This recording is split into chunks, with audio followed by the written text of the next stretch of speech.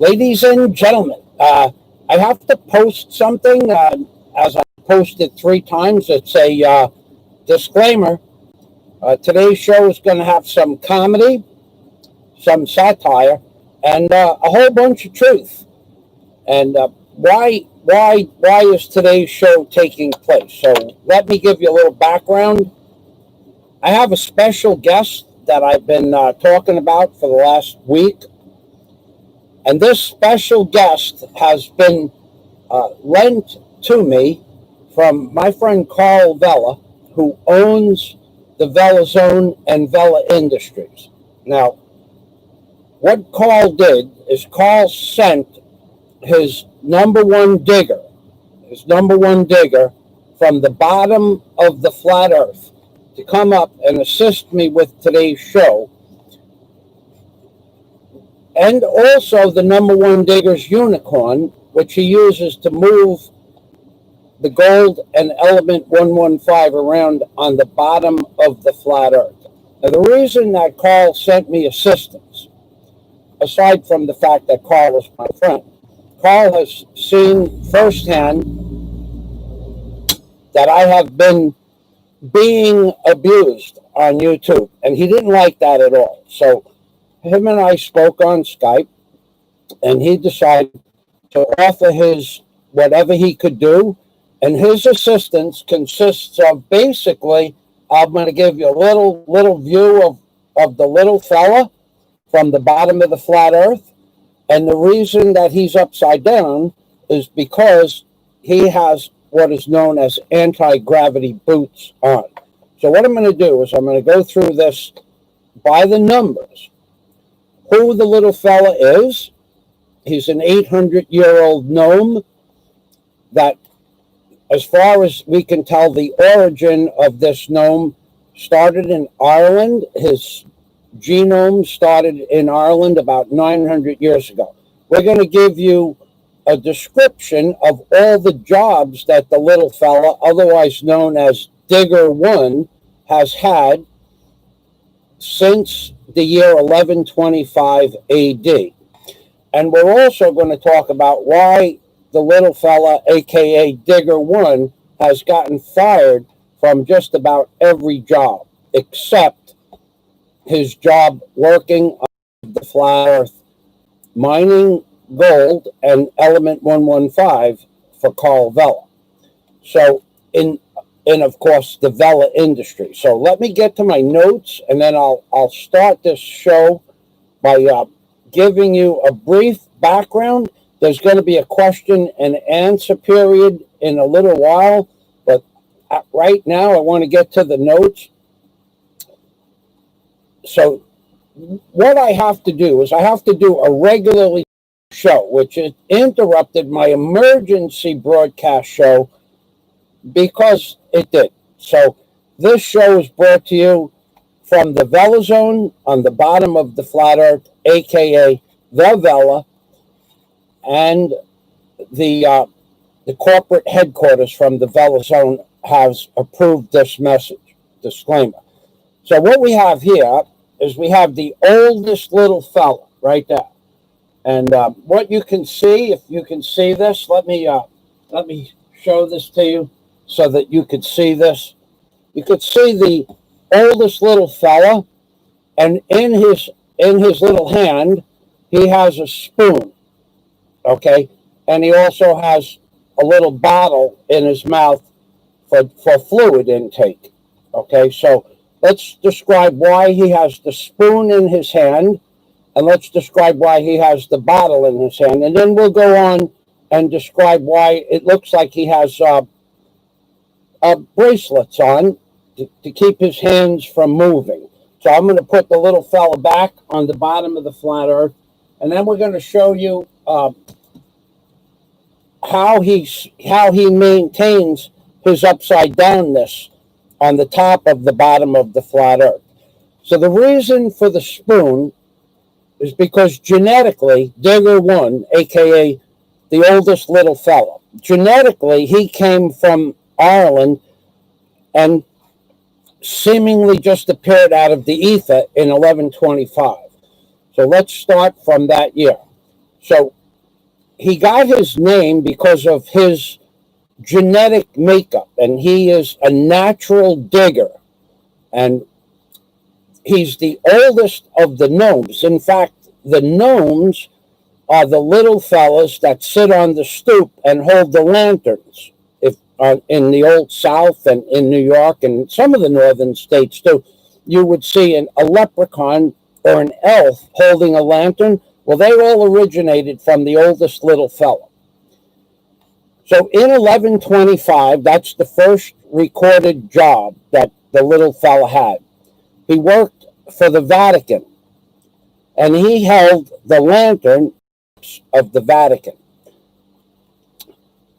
That lasted a few months, and what had happened during the course of his employment for the Vatican is every time the Pope or the bishops or the cardinals lost track of where the little fella was, they'd find him out digging in the courtyard with that little spoon. And he was digging so many holes, he was unable to navigate from the street to the Vatican. So he got fired from that job because he had this innate instinct to dig holes everywhere. So whenever he would start digging holes in the courtyard, they would tell him to stop, but they couldn't stop him from digging those holes. Moving ahead 400 years to Christopher Columbus's time, the little fella and his spoon was working for Spain and the king of Spain. And what Christopher Columbus was doing prior to the year 1492 is he was getting the ships ready to go look for the New World. So they knew the little fella had a lot of energy, and they decided to hire the little fella to work as an oarsman, because digging on the bottom, digging the holes at the bottom of the Vatican and everything, that was all like arm movements, and he could dig with either hand. So they said, let's make the little fella an oarsman for one of the ships for Columbus' trip to discover the New World. So there originally, what you don't know, what no one knows about history, this has been covered up. There were originally 4 ships. There was the Nina, the Pinta, and the Santa Maria. Those are the ships that went to the Americas and discovered the islands outside of America. But there was a 4th ship.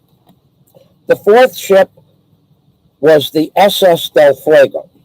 And that ship, the SS Del Fuego, had the gold from the King of Spain on the SS Del Fuego, and that was going to be used to buy or pay tribute to the land of the Americas if Columbus was successful. So the little fella, because he was such a strong oarsman, they put the little fella on the SS Del Fuego. And when the ships were leaving the harbor, somehow or another, someone released or wasn't paying attention to the little fella, and he got his spoon and he started digging in the bilge of the ship, and he actually dug a hole in the SS Del Fuego, and it sunk right there in the harbor of Spain. So the 4th ship never got to America. So they sent the little fella back to Ireland, where no one cared if he dug holes. So the reason that the 4th ship is not known about is because they didn't want to make note of the failure of the 4th ship. And that was the SS Del Fuego. Now, when that happened, along with sending the little fella back to Ireland, we have Super Chat. I was just getting to the part. Thank you very much. Quiet donation. So when that little fellow was sent back to Ireland, what they did was they did not want to tell the world that the ship that was sunk had the gold on it. Now, this information I got from the Jack Thompson, actually. The Jack Thompson was the guy who told me that there was gold on it. Jack Thompson is a history buff and studied the Nina, the Pinta, and the Santa Maria, and discovered that there was a 4th ship, the SS Del Fuego. And then from digging, no pun intended, from digging through the history books, Jack Thompson discovered that that's the ship with the gold on it. And I see the Scott Del Fuego on the live stream. I have two old friends nicknamed Digger. One is an undertaker. The other was a hound dog. He called him the Digger. Yeah, he was working the field. Ha ha ha! The SS Del Fuego cracks. I had Jack laughing sideways when I told him about the fourth ship. And Jack was the one who did the research originally and told me about what was really going on with the fourth ship. Because I heard rumors that, because I've studied the Digger's history, I've heard rumors, but Jack was the actual person behind the actual information. So anything that is a little bit off. So anyway, the little fella, he went back to Ireland. But what the King of Spain did was, the King of Spain, in transporting back the little fella back to Ireland, he decided that the best thing for the Digger to be transported, the best way, is to put the little fella or the Digger in bracelets, both ankle bracelets and wrist bracelets, and also a little waist bracelet belt. That prevented the little fella from digging his way out of the transportation vehicle, because the little fella, he could dig anything, anywhere, anytime. He's a very powerful digger. As far as diggers goes, that's why his name, that's why his name is on his shirt. He's the number one digger. It looks upside down, but it's not really upside down. It's you are upside down, because the digger belongs on the bottom of the flat earth. Now, we're going to get involved with how the digger maintains his inverted position on the bottom of the flat earth in a minute. So the King of Spain, at this time, paperwork was in order. So the King of Spain, he put out a requiem to put the little fella in bracelets so he couldn't dig through the transportation coach. And he also made a note in the records books that wherever the little fellow was sent, wherever he ended up in Ireland, back where he started, but wherever he was going to be sent, they recommended him to ankle and hand bracelets so that he would not dig holes everywhere. So there are other reasons that he's in bracelets, and I'll get to that in a moment. So what happened after the orders were sent out, the bracelets were, crimped on there for good. They stay there. But there was a locking mechanism, of course, but until they needed the digger again, they kept him from digging. And that gave him more energy to want to dig more holes. So it was actually by braceleting the little fella, they actually created more energy for him to want to dig more holes. Skip ahead 500 years. Carl Vella, the great explorer and the discoverer of the bottom of the flat earth, through his exploration of the Himalaya Mountains. Carl Vella is in the Himalaya Mountains doing exploration, and he finds a cave. And he goes into this cave and he finds a set of steps. And they go into the steps, of course, and it's the first time anybody's ever been in the cave with the steps, although somebody made the cave. No one knows when the cave was made. So Carl and his team go down into the Himalaya Mountains and down the steps, and on the other side of the steps, on the bottom, is the bottom of the flat earth. And the first guy that walked off the steps on the bottom of the flat earth, he fell down into the abyss. And they said, whoa, there's something wrong here. And what was wrong is there's no gravity on the bottom of the flat earth. So Carl gets pecans, the pecans that you put in the mountains, and ropes, and they leave the staircase to the bottom of the flat earth. And down, when they're moving around, there's a lot of hills, but on the bottom of the flat earth, what they noticed is that there were holes everywhere, little caves, but like only 3 or 4 feet high. So the caves, and they're all over the place, there's fresh dirt. Well, Carl finds a remnant society of little fellas. So these were the little fellas, because the oldest little fella, he's bigger than the little fellas. And they said to them, well, where did you guys come from? And they said, well, we're descendants of the oldest little fella. So Carl had heard about the oldest little fella from one of his vast amounts of friends all over the world. And he had heard that the oldest little fella was the best digger on the top of the bottom of the flat earth. So Carl sent one of his crew back up to the top, and they asked to have the oldest little fella. They requested the oldest little fella comes to the bottom of the flat earth, and immediately, as soon as he got down there, all the little fellas recognized the oldest little fella as their great oldest little fella grandfather, great grandfather from the oldest little fella. So Carl says to the oldest little fella, because the oldest little fella, he spoke good English, but it was with an Irish accent. He said to them, can you get these guys to tell me what's down here to dig, if anything's worthwhile digging? So the oldest little fella, he little like that with the littlest little fella, he talked in this weird language, and they brought him some nuggets. Some of the nuggets were gold and some of them were white.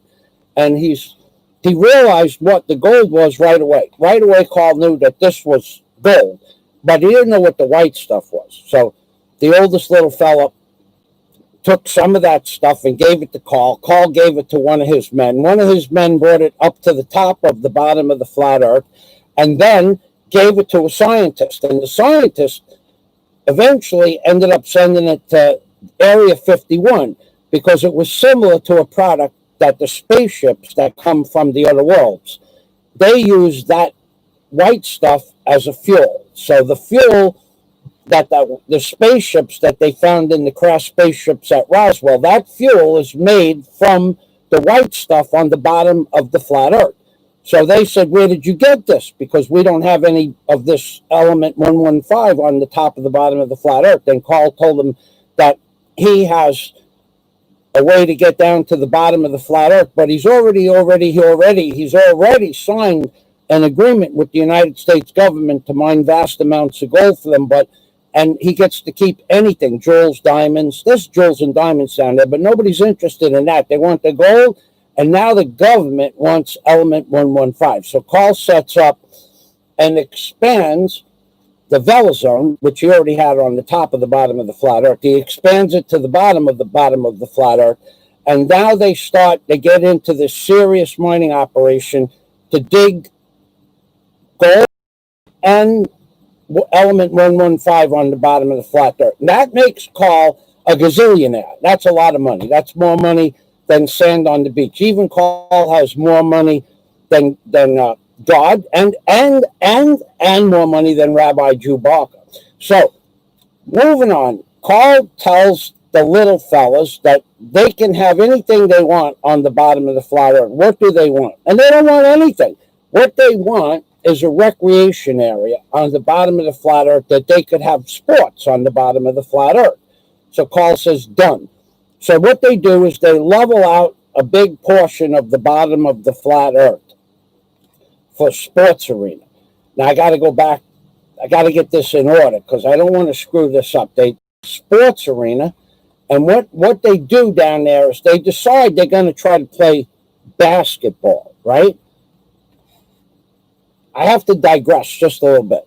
So the little fellas, what Carl knew about the little fellas is that somehow they stuck to the dirt. Wherever they dug a hole, they stuck to the dirt. They didn't fall off the bottom of the flat earth. But all of Carl's people, they had these pecans or whatever they are. They had to stick them in the mountain and strap themselves down to the bottom of the flat earth or they'd fall off. So Carl says to them, well, how do you guys keep from falling off? And they told him that the feet of the little fellas stick to the dirt, the holes. They stick to the dirt in the holes. So Carl takes one of the little fellas over to they had an operation set up with a hospital and everything. He takes them over and he takes a sample of the little fella's feet. And he takes the sample and sends it up to the top of the bottom of the flat earth. And the top of the bottom of the flat earth, he takes the sample and he gives it to the laboratory. And the laboratory, it's in the VELLA zone laboratory. It's not the government laboratory because he called it and wanted them stealing his ideas. And the VELLA zone laboratory discovers that in the genes of the little fellas, genomes, because they're genomes, in the genes, the little fellas have what were known as anti-gravity genes. So Carl tells his scientists in the top of the bottom of the flat earth laboratory to segregate the anti-gravity genes and see if you can manufacture these things. So they do this, and they discover that manufacturing the anti-gravity genes is not so problematic. So Carl now patents the anti-gravity genes. And now he tells the scientists to make shoes or boots out of the anti-gravity genes. So what the scientists did is they took the anti-gravity gene and they put them in of a regular pair of, like, Merrill sneakers or Vibram boots. They put them in the soles of the boots. So, and this is what happened when they need to dig on the bottom of the flat earth. The diggers, they have the genes. But when Carl's men go to the bottom of the flat earth, they put the boots on and they just ignite the boots. The boots, they light up when they're anti-gravity things. So these are the anti-gravity boots patented scientists of the VELLA zone on the bottom of the flat earth and the top of the flat earth. And these boots will become available sometime just before Christmas of 2020. We don't know what the price will be, but you'll know that these are authentic anti-gravity boots if they flash like this. You'll see. It's going to happen. He likes to kid around. So here we go. When you see this flash, you know that these are authentic gravity boots. So Carl has the patent on the anti-gravity boots on the bottom of the flat earth. So with that, Carl is making so much money, hand over fist. He doesn't even know what to do with his money. He's just burning it up, buying houses here, buying houses there, he's buying everything. Now, we get back down to the bottom of the flat earth. The scientists on the top anti-gravity boots, they got a factory, the anti-gravity boot factory, aka the VELLA zone. It's all in the VELLA zone. It's all in one giant compound. It's many, many square miles, the VELLA zone. He gets down there, he says, look, for what the money that I'm making, any sports that you want, any kind of arena or any kind of coliseum or stadium that you want, I'll build you this bottom of the flat earth stadium. So the first thing they do is they said they watch television. They watch a lot of television down there. They saw this game called basketball. They play it in a big court. And they saw the other game that's very popular in the up on the top of the bottom of the flat earth, football. So they said, we want to try these games, football, and we want to try basketball and footballs. So with that, Carl builds them a basketball/football stadium. And they try out the basketball game. And on the bottom of the flat earth, when you bounce the ball, because you bounce the ball a lot of times what happens is the ball gets away from you and it falls away from the bottom of the flat earth and it heads out into the abyss.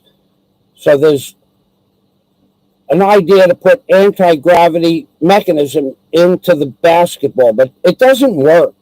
It's one of Carl's few failures in life. So he can't put the anti-gravity gene in the rubber plastic basketball.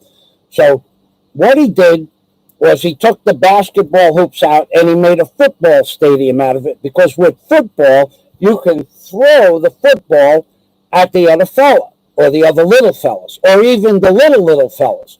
So there's a question that might arise, is if the original oldest little fella came from Ireland, how did he have little fellas on the bottom of the flat earth? Well, the answer to that is, Carl, I asked Carl because I thought about that first. Carl said that the oldest little fella is self-replicating. And then he passed that self-replicating gene on to the little fellas on the bottom of the flat earth. There's a whole bunch of little fellas down there, and they have the freedom to roam around. So that's where all the little fellas came from. That's why Carl's mining operation is so successful. There's tens of thousands of little fellas on the bottom of the flat earth, and now they take orders from the oldest little fella who works for the VELLA, in the VELLA zone. So now what happens is that the little fellas are playing football, and at first they were close together, and the football would go from one little fella to the other little fella. But eventually they got a little cocky, and they were starting to throw the footballs from farther and farther away. And what happened was the footballs, from throwing the long distance, even though the footballs were thrown hard, the footballs started falling away from the bottom of the flat earth. And after a few months of losing all the footballs to the abyss, what they realized is there were no more footballs. They used all the footballs from the top of the bottom of the flat earth, and they used all the footballs from the bottom of the flat earth. And the company that made the footballs, because everybody on the bottom of the flat earth was throwing the footballs to each other. It was a big national pastime on the bottom of the flat earth, but they ran out of football, so they had to stop playing football and basketball. Baseball was out. The balls used to just head off into nowhere. So Carl says, well, we're going to have to think of a different sports activity. So the oldest little fella talks to the little fellas on the bottom of the flat earth, and they come up with, how about we have digging contests? Because they're really good at digging. So that's now the national pastime on the bottom of the flat earth is digging. No more basketball, no more football games, digging. So now they have like many, like we have sports teams up on the top of the bottom of the flat earth. Now they have digging contests on the bottom of the flat earth. And that's how Carl gets all the gold and the element 115. So I go to the comments for a minute. Well, Warren is in the house. Welcome to the machine. Warren, Jack did laugh so hard when I talked about the Sarah Mason, a new member of my Patreon community. Welcome to the machine, Sarah Mason. So Jack laughed so hard he had to actually go to the bathroom when I told him about the SS Del Fuego. Dennis Adam is in the house. Welcome to the machine. Paige High is in the house. Welcome. I had to bang the pot a little bit. I got to give everybody a little shout out. Shout out, Dennis Adam. Shout out. Shout out. Yeah, baby. So the oldest little fella, he's in control of all these digging contests. Dennis is in. Andrew Steinmetz. Welcome to the machine, Andrew, otherwise known as Blue Rose. Wow, Princess Anne is here too. Welcome to the machine, Princess Anne. Thanks for stopping by.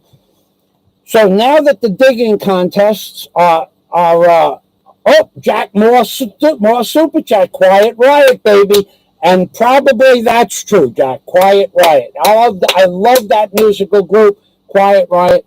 That don't tell Mike I saw that. The next he can invent string cheese that pulls into strings because the Costco organic string cheese is not performing. Whoa! That was a mouthful. So now Carl's got the oldest little fella. So what there is time for now in interviews between the digging contests, because football's, basketball's gone. No more footballs, no more basketball.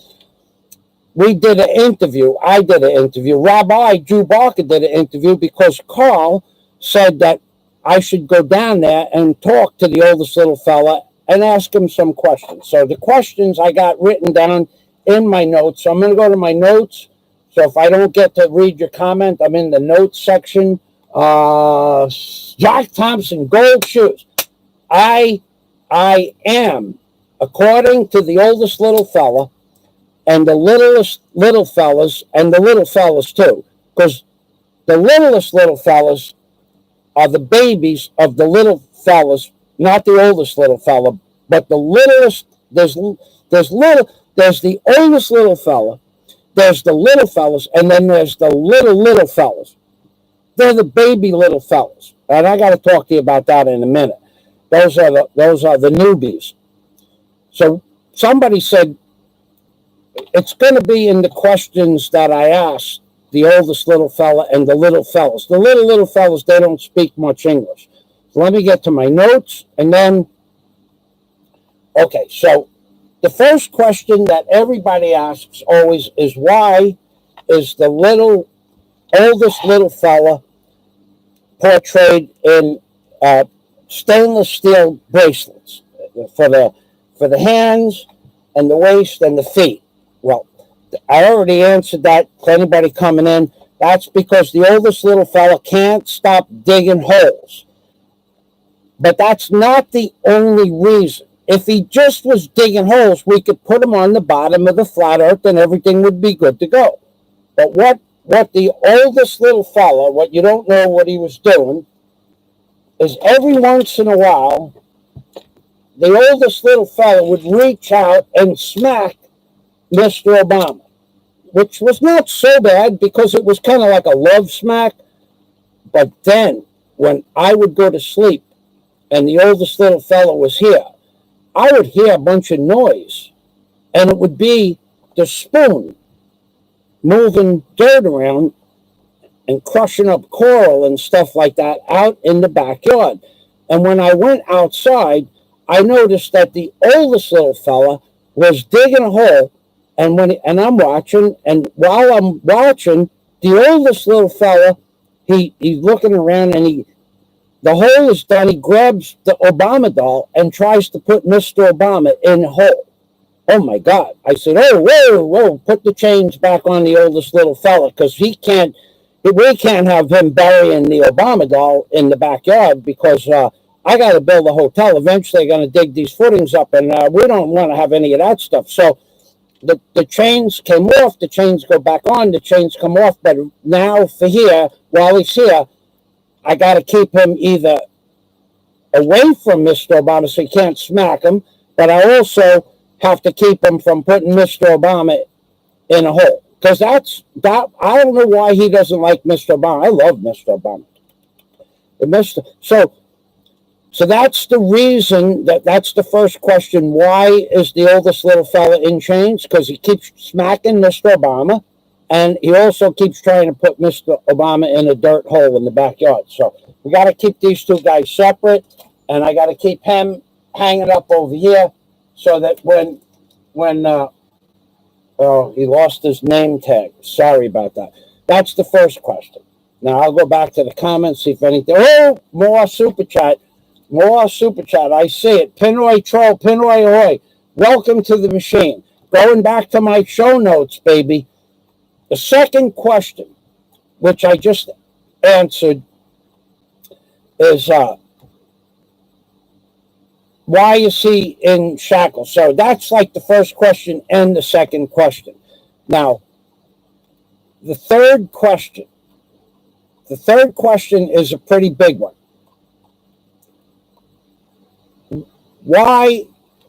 How did he get to the top of the bottom of the flat earth? Now, that's a legitimate question because he's in the Philippines, right, baby? He's in the Philippines, baby. So the third question is, he walked up the steps from the bottom of the flat earth, but he took the left staircase. There's a couple of different, it's a maze down there. You'd be amazed at the amount of places that you could go to from the bottom of the flat earth now that the little diggers got involved with moving stuff around down there. So they made a way for the little fellas and the oldest little fellas to get directly to Bohol. So I'll tell you how that happened in a minute. But also, I'm going to tell you that next week, the little fella's unicorn is coming to Bohol. So, and the little fella's unicorn would have come to Bohol because down on the bottom of the flat earth, when they're digging and they're mining, they don't have trucks or cars because they would fall.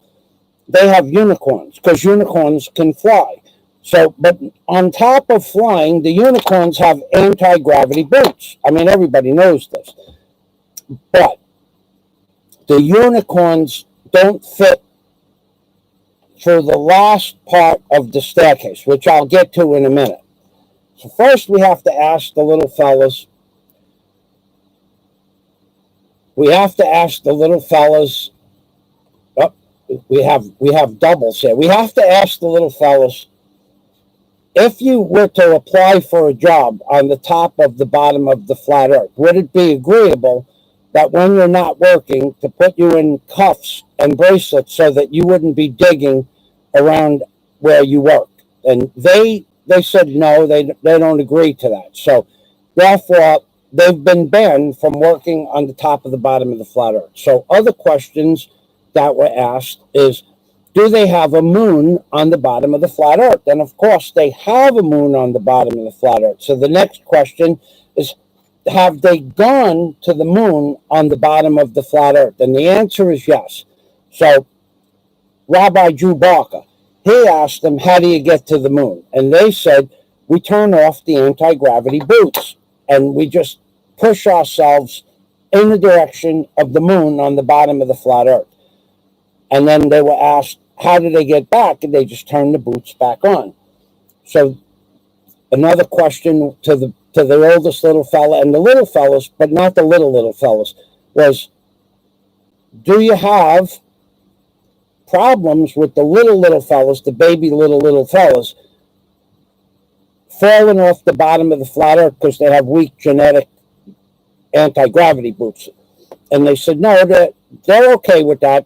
So, and what happens is the little fellas, the first thing they teach them as soon as they drop out of the gnomes, or the little fellas, is the first thing they teach them is how to make their anti-gravity boots strong. So if they fall, they turn the boots up. There's a little dial on the side of the boot.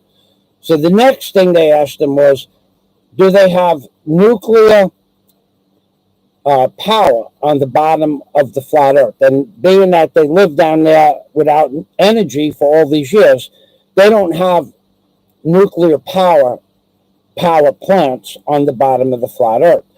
So one of the questions that was asked them, now at this point, Carl and I are both asking them questions. So Carl says, well, do you have nuclear technology on the bottom of the flat earth? And they said, yeah, we have nuclear technology, but we don't use it for, we only use it when necessary. So Carl said, do they have nuclear bombs on the bottom of the flat earth? And the oldest little fella and the little fellas and the little fellas, they all said, no, we don't believe in using nuclear power for negative destructive energies. And they said, well, how did you go that route? How did you come to the determination of not to use nuclear weapons to destroy the bottom of the flat earth? And they said, well, we watch a lot of TV, but we were also watching the tests that they did in April of 1946, because it was shaking the bottom of the flat earth. And those tests were the tests that the United States military government did on the Marshall Islands, called Operation Gilda and Operation Crossroads. Now, you can look up Operation Gilda, Operation Crossroads, and you'll see that on April 12th of 1946, the first nuclear bomb was set off in the Marshall Islands, on an island in the Marshall Islands, after they evacuated the people. And they said that the people would be gone for 2 weeks, but that's not true. The people are still not allowed back on the island. Then they continued for 22 more hydrogen bomb tests in the Marshall Islands, destroying some of the most beautiful, pristine waters in the whole Pacific Ocean.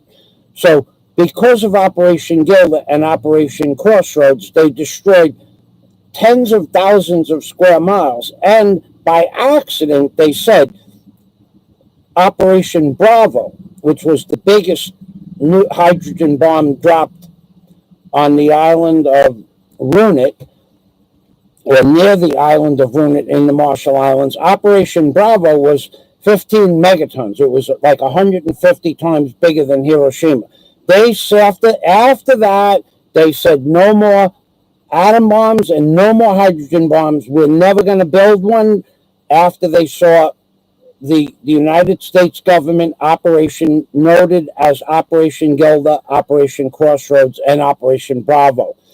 Now, so from that point on, they banned nuclear weapons. They have an armistice on the bottom between all the little fellas on the bottom of the flat earth to not use nuclear technology on the bottom of the flat earth, because they watched what the United States government did to the Bikini Atoll in the Marshall Islands in the 1940s. There were 23 atom and hydrogen bombs. And it all started on April 12th of 1946, when the first bomb was dropped on one of the Marshall Islands, and that bomb was called Operation Gilda. And from there on, it got progressively worse. So there's no nuclear bombs, but they have nuclear technology for doing radiation and chemotherapy and stuff like that. Now, moving on to the next question. We talked about the self-replication. We have Mr. Obama, that he tried to bury Mr. Obama in the backyard. Okay, so the unicorns. How do they move the gold and element 115 from one place to another on the bottom of the flat earth? And the answer to that is relatively simple. They don't have cars or trucks or buses or anything like that down there. They use unicorns, because the unicorns can fly on their own. But when you add the anti-gravity boots to the unicorns, they have no trouble at all moving around on the bottom of the flat earth.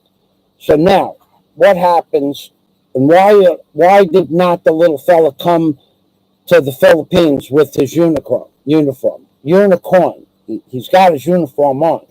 Well, the little fella didn't come to the Philippines on his unicorn because the steps that I told you that go left and you have to go right to go back to the Himalayas, is the unicorn is too big, not for the staircase itself, but there's an entrance into the city of Tagbilaran that will allow the little fella, which is where I met the little fella 2 weeks ago, right across the street from the BQ Mall, there's a little red door.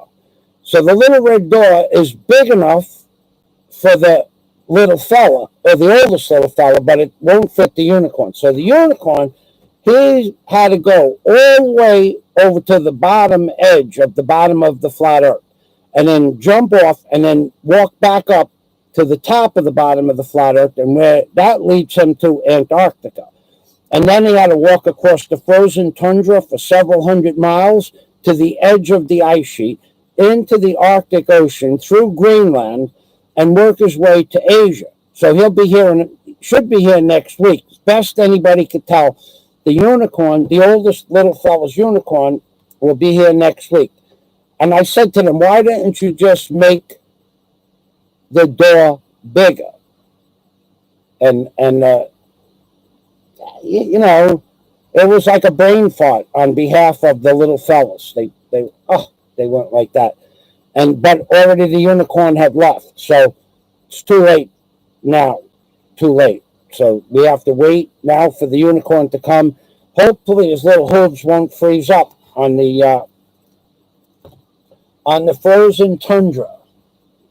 Okay, so let's see what we have here. Let's see, we have Pinoy Ahoy. So let's talk about Pinoy Ahoy, because he has a real channel not a troll channel. Pinoy Ahoy, if anybody's watching this video, if you have a channel and you upload videos and you want to try to get subscribers for your channel, you go to Pinoy Ahoy's channel, and what you do is you give Pinoy Ahoy your channel name and the link to your channel. And Pinoy Ahoy will take his cell phone and hold it up to the screen like this, and he will show your channel name and your URL link, and he'll post it in his video. So that's the only thing that Pinoy Ahoy does, is promote other people's channel, and he'll get as many as 100 people in a live stream, and he does this with live streams. So if you want to get your channel promoted, go to Pinoy Ahoy's channel and give him your name and your URL, and he would be happy to promote. And he tells a lot of stories, nothing like Rabbi Drew Barker, but because we're going to talk about Rabbi Drew Barker and God on the bottom of the flat earth in a moment. So he will always tell everybody that your channel is a great channel. No matter whether your channel is a good channel or not a good channel, Pinoy Ahoy is going to plug you as the best channel that has ever uploaded any video content on YouTube. So Pinoy Ahoy, we thank you for the super chat. Hopefully we will stop by your channel one day. Maybe you'll be able to promote my channel, and I'll be able to get more than 10 to 100 like people like on your channel on my channel. So now that we have the news reporters down on the bottom of the flat earth, I'll go back to my notes. The next question for the oldest little fella and the little fella and the little fella was, isn't there another way for the unicorn or the gold to get to the top of the bottom of the flat earth? Because it's all done on the steps. And what they told me and what they told the newscasters is that the gold was sent on elevators that had anti-gravity mechanisms, but they failed and they lost a couple of loads. So they don't use the anti-gravity elevators at all anymore. Now, the next question. Before I go there, I want to tell you that last year, the airline companies were doing 85 to 94% more business on the top of the bottom of the flat earth than they're doing now because of the lockdown. So the airlines have lost 85 to 94% of all business on the top of the bottom of the flat earth. Now, the shipping lines for tourism, gone. That's gone. That's never coming back. That's zero business compared to what happened last year. And I want to give you one more piece of information from the top of the bottom of the bottom of the top of the flat earth. Massachusetts is now making it mandatory to vaccinate children anytime after the age of 6 months old as a mandatory vaccination process to any child over the age of 6 months old if the child is using any kind of social welfare. Not lying. It's an article. It's all over the world. They are mandatorily vaccinating children. And if you don't vaccinate your children, you either lose whatever privileges the government are giving you or you lose your child. Not lying to you about that. Just a little side note I wanted to talk about. God on the bottom of the flat earth is the next topic. And the little fellas were asked, do you have a God? By Carl, the VELLA from VELLA Industries. And they said, yes, we have a God. And Carl said, what do you call it? And they said, what should we call it? The VELLA. And they asked the VELLA what they should call God on the bottom of the flat earth. So Carl explained to the little fellas that on the top of the bottom of the flat earth, we have a lot of religions. And those religions all say different things. So what if you want to choose something to be your God, choose somebody that always tells the truth about whatever they're talking about, and also choose somebody that's very wise and very knowledgeable about world affairs.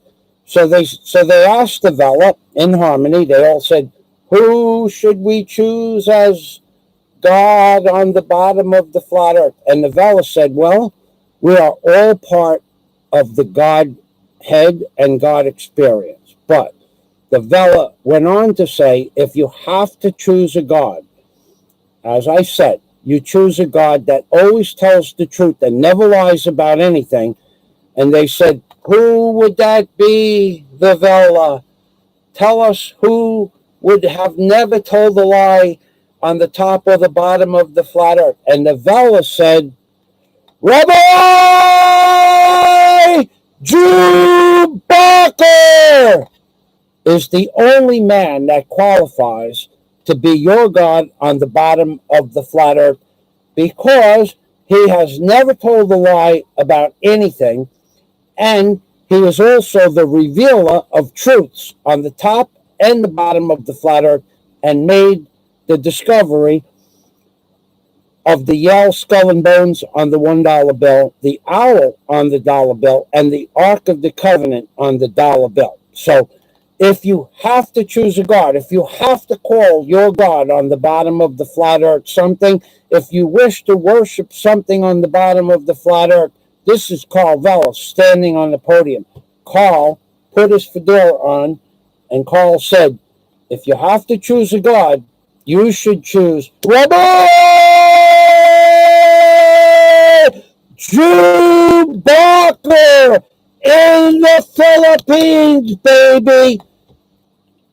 And that's who they now worship on the bottom of the flat earth. So the little fellas, they are now complete. And if you have questions, I'll do a question and answer period for a few minutes, and I will answer anybody's questions to the best of my ability, except I have a member of my Patreon community. We'll talk about him in a minute if we have time. I probably won't address any of his questions. So let's see. Big Kevin came just in time to find out who the God on the bottom of the flat earth is, baby. Big Kevin also has a channel. Haven't seen much uploaded from you, Big Kevin. We've been looking forward to your next video.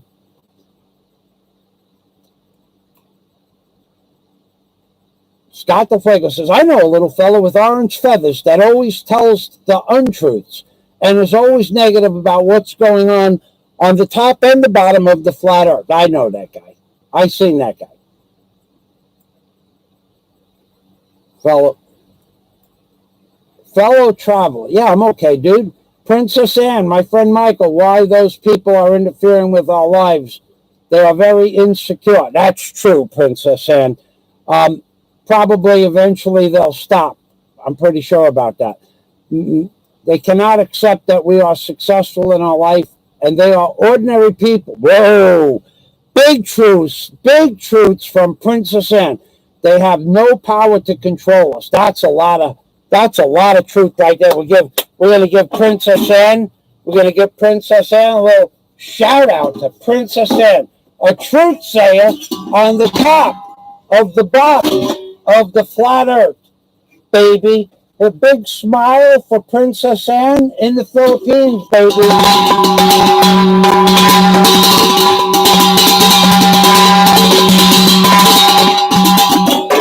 Yeah, baby, Princess Anne.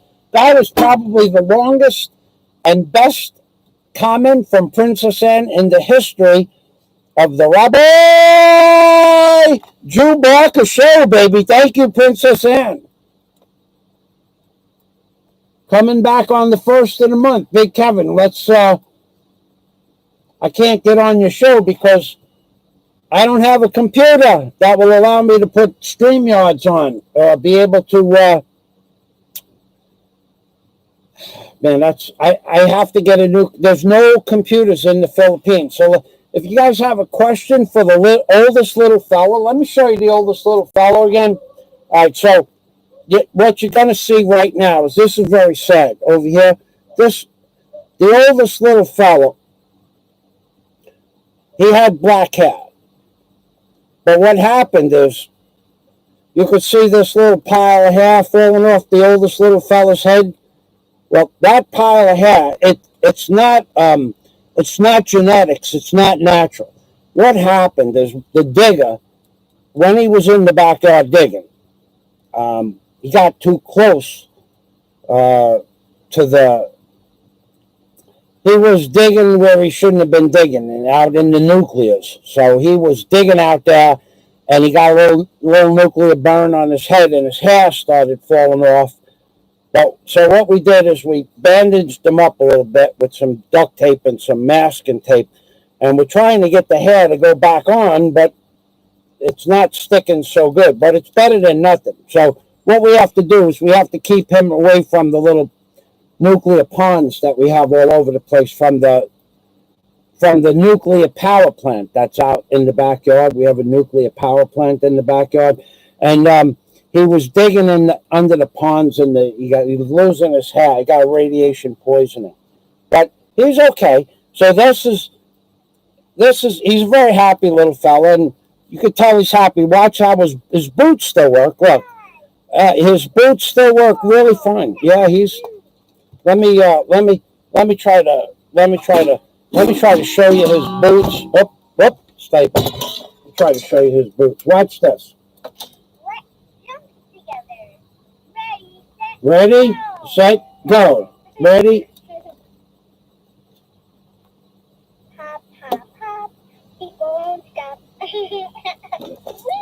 His anti-gravity boots. You can see them better at night. So, if you have any questions for the oldest little fella, let me know, and I will ask the oldest little fella the questions that you have. I mean, let's have a little bit of audience participation. Now, I will tell you about next week's live stream. When the unicorns come, we're probably going to do a dual show. We're going to have the unicorn. If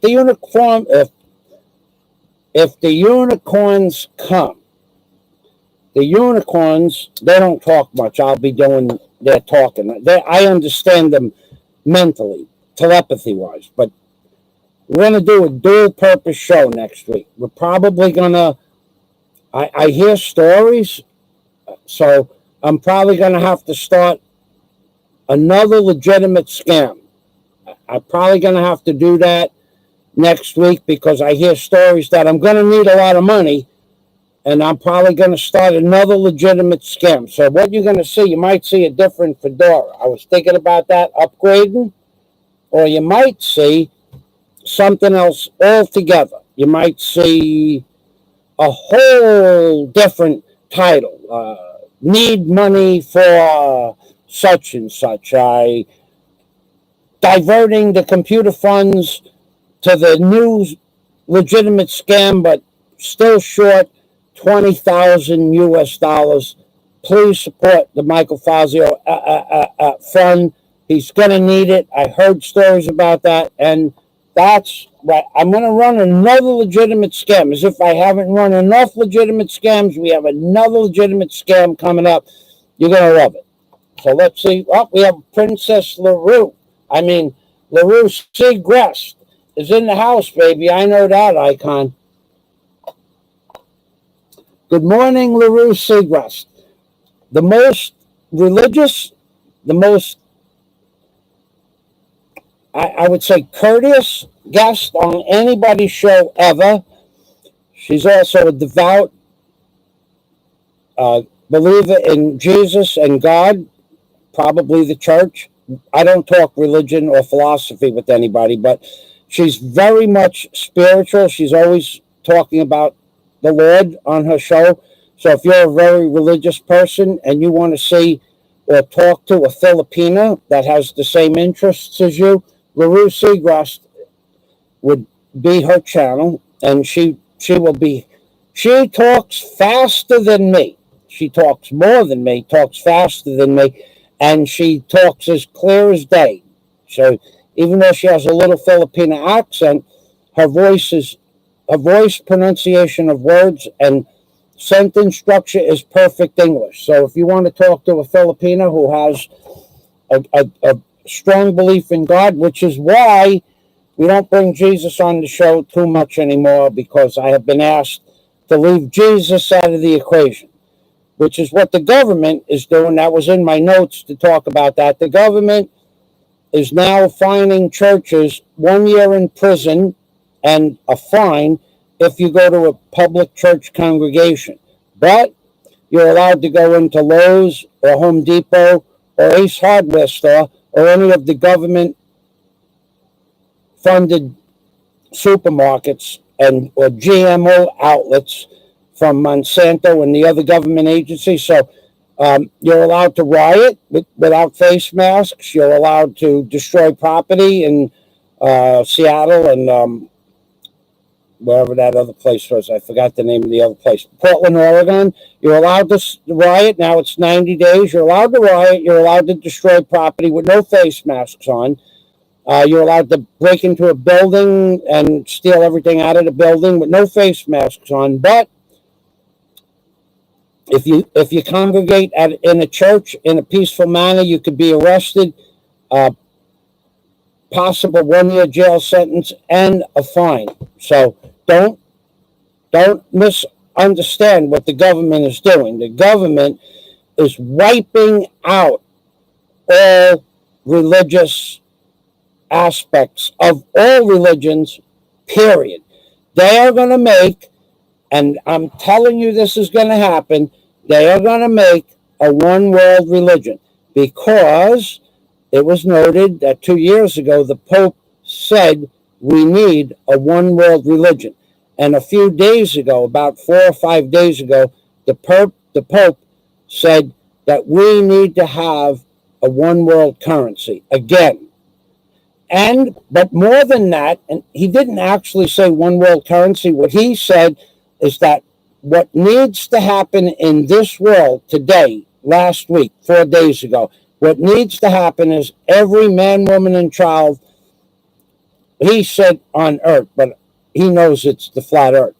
He said every man, woman, and child in the world needs to be vaccinated to stop the spread of this deadly virus. Those are his words, not mine, the Pope. So with that, it is now out in the open that if you don't get vaccinated in Australia right now, today, if they're doing a test program, if you don't get vaccinated, you can't fly, you can't use your bank account, and you can't drive, and you can't get a passport. Right now, today, the law has been set in Australia right now, today, as well as your children over the age of 6 months in Australia, if your family is using any social funds from the government, you have got to be vaccinated. Now, I'm not lying to you. I'm telling you the truth. That's where the truth part of this video comes in. Everything else was comedy and satire, of course. Thank you, LaRue. Oh, they're playing ads on my show? Oh, my God, I didn't believe that. Can't see the host. My stream is doing good, LaRue. Refresh your page if you can see that. All right, so let me go through the comments, and I'm going to start at the top. Thank you for the donation, Jack Thompson. Quiet donation. The SS Del Fuego, Jack Thompson is laughing. Sarah Mason, it's my actual name. Hello, clapping hands. Laugh so hard, says Jack Thompson, almost had an involuntary bowel movement. It was close. When I told Jack about the SS Del Fuego, he lost it. I mean, I had to stop talking to let him get his breath. Otherwise, I think he might not have made that bowel movement to the bathroom. Thank you, Carl Vella. Andrew Steinman says, thank you, Carl Vella. Hello, folks. Carl Vella is a little pissed off at a particular thing that was said about him and I about a week ago. He's going to let everybody know about that one day in a different way altogether. Carl Vella is not happy about the lies being perpetrated connecting him and I to a bad business deal. He's not happy about that at all. Warren, Dennis Adams says, Warren, hi, I'm feeling great. How about yourself? From Dennis Adam. Welcome to the machine again, Dennis Adam. I didn't get to see that, Dennis. I was on. I was I was on the phone with somebody.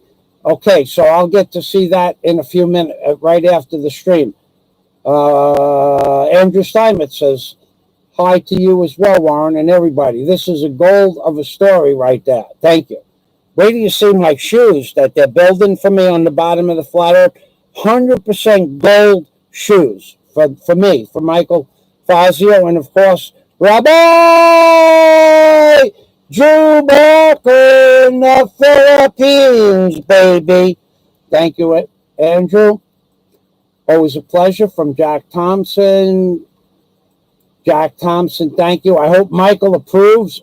I saw the title. Of course, I'm going to approve, Dennis. I had no time this morning between show notes and talking to people in America. And I have to tell you, there's a lot going on, Dennis, that I was working on these projects this morning. I'm done, Jack. You can talk all you like now.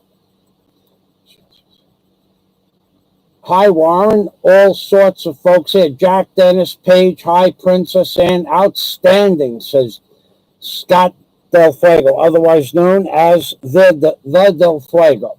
Quiet Riot. Jack likes music. That was a cool group.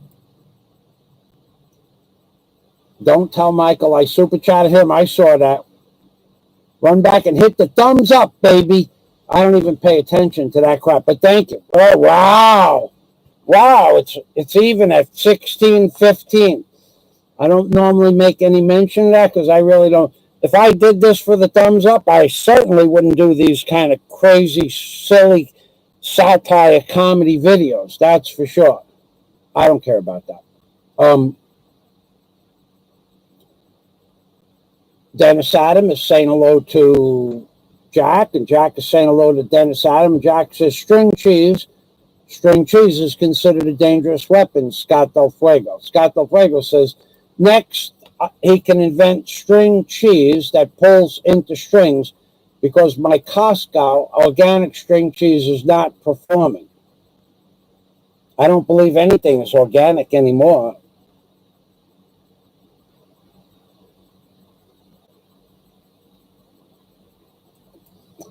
Sarah Mason says, I'm looking forward to checking out Dennis Adams' channel. Gold shoes for Jack Thompson. Yeah, Sarah Mason, Dennis Adam, very creative man, by the way. He's a creative genius. He's holding back. But soon, he's going to be able to work his way back into the creative level that very few have ever reached, aspired, or even contemplated. The creativity level of the Dennis Adam. He's a creative genius that decided to take a hiatus from his creative genius doings on YouTube, but he'll be back soon, I do believe. Pinoy Ahoy, nice to see you. Jack Thompson, hello, brother, from Pinoy Ahoy. Warren says, hello, my friend, to Pinoy Ahoy. Jack Thompson says, hello, Warren. Shout out. Warren H. Golden Laces first. We could do that. Warren, a certain little fella, screwing himself into the ground as we speak. Orange feathers are all over the floor.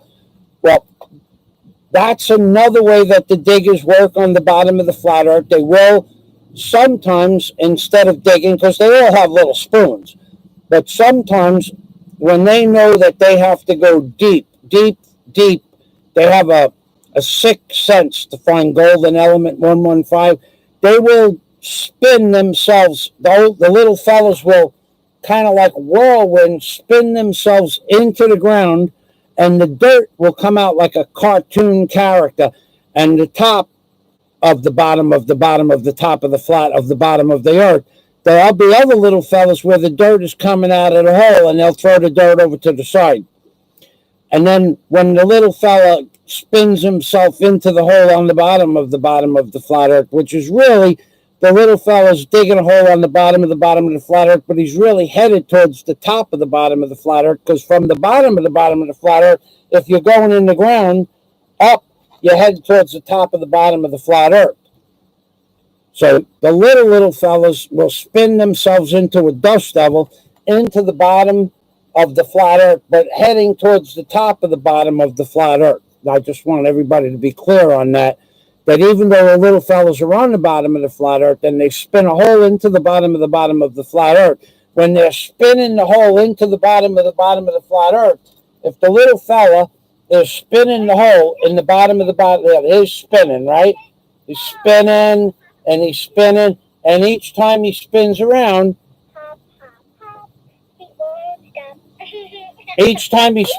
he goes up a little bit. He's actually headed towards the top of the bottom of the flat earth. And that's why he has a bottle in his mouth. Because on the bottom of the flat earth, you can't have a cup or a can of juice. They have to put it in a bottle. That's why the little fella has a bottle in his mouth, so that he could ingest fluids. It's also food like NASA, but opposite NASA, on the bottom and not the top. So the bottle is so that they can get nutrients and water. And also when they're spinning around, they could take in sustenance when they're spinning up towards the top of the bottom of the flat earth, when they're going up like that. So just want you to know that we got most of the questions out of the way, unless there's another question. Pinoy Ahoy, thank you very much again for the super chat, Pinoy Ahoy. Pinoy Ahoy is in the building, in the live stream, baby. Jack Thompson, yeah, keep asking him.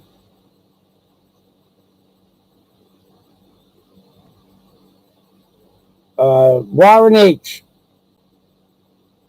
Wait, what? Hold on a minute. I can't see.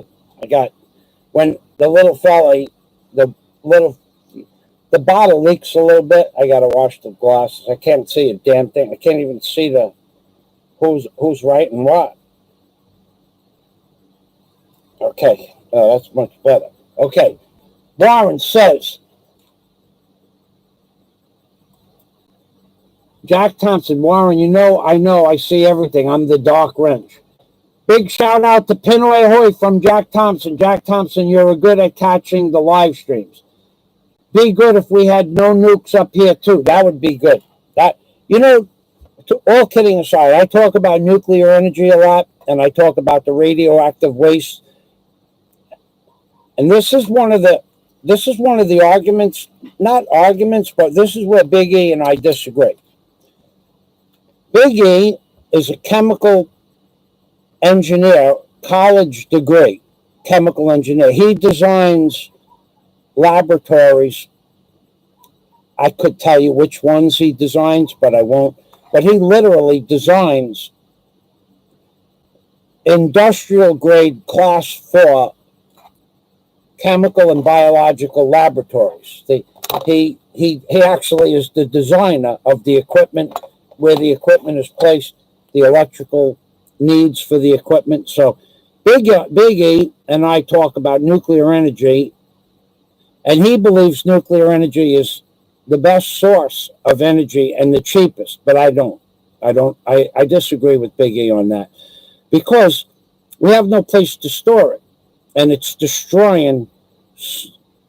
If you go on YouTube and you ask YouTube nuclear waste sites, contaminated nuclear waste sites, countries contaminated waste disposal. You put any one of those things in there, any one of those questions, and you're going to come up with 1,000+ videos that have been made since the 1940s, where how many tens of thousands of square miles have been irradiated by nuclear radiation from Russia, from China, from Japan, North Korea, France, and the United States. And they have no place to get rid of this stuff. Now, they said, this is what the government always does. The government said that the Marshall Islands, they were going to remove the inhabitants from the island called Runit and the Bikini Atoll for 2 weeks, and they'd be back. But that's 75 years ago. They have never been able to go back to most of those islands they made the tests on. And now, if you look up nuclear dome on the island of Runit, RUNIT, you will see that the government just stored like 30,000 metric tons or 300,000 metric tons in a 320-foot wide hole, and I think it was like 100 feet deep, and they just dumped raw plutonium, uranium waste, all the particles from the bombs, and tens of thousands of military soldiers were sent in a pair of shorts and a t-shirt and boots on all the islands that they dropped the bombs in 1977 to 1981. So from 1946 on, all the nuclear tests, they just banned people from going in the Marshall Islands. In 1977, we said, well, we'll have a cleanup, and it'll be a temporary hole we're going to put this stuff in. And there was a crater from one of the hydrogen bombs that were dropped on the island of Runit, and all the contaminated waste was just picked up by the hands of the soldiers. So tens of thousands of soldiers were used as guinea pigs to see what would happen. The government didn't tell them they were picking up radioactive waste at all. They never said anything. They never said the word radioactive. The guys were just picking up pieces of the bombs they didn't know was radioactive. So now tens of thousands of soldiers got radiation poisoning. That's just one of 10,000 places on Earth that are contaminated from nuclear waste. That's not just from the bombs. There are, there's so many sodium reactors. There's one in Alaska. There's one in Antarctica. The thing failed and they just abandoned it. They didn't fix it.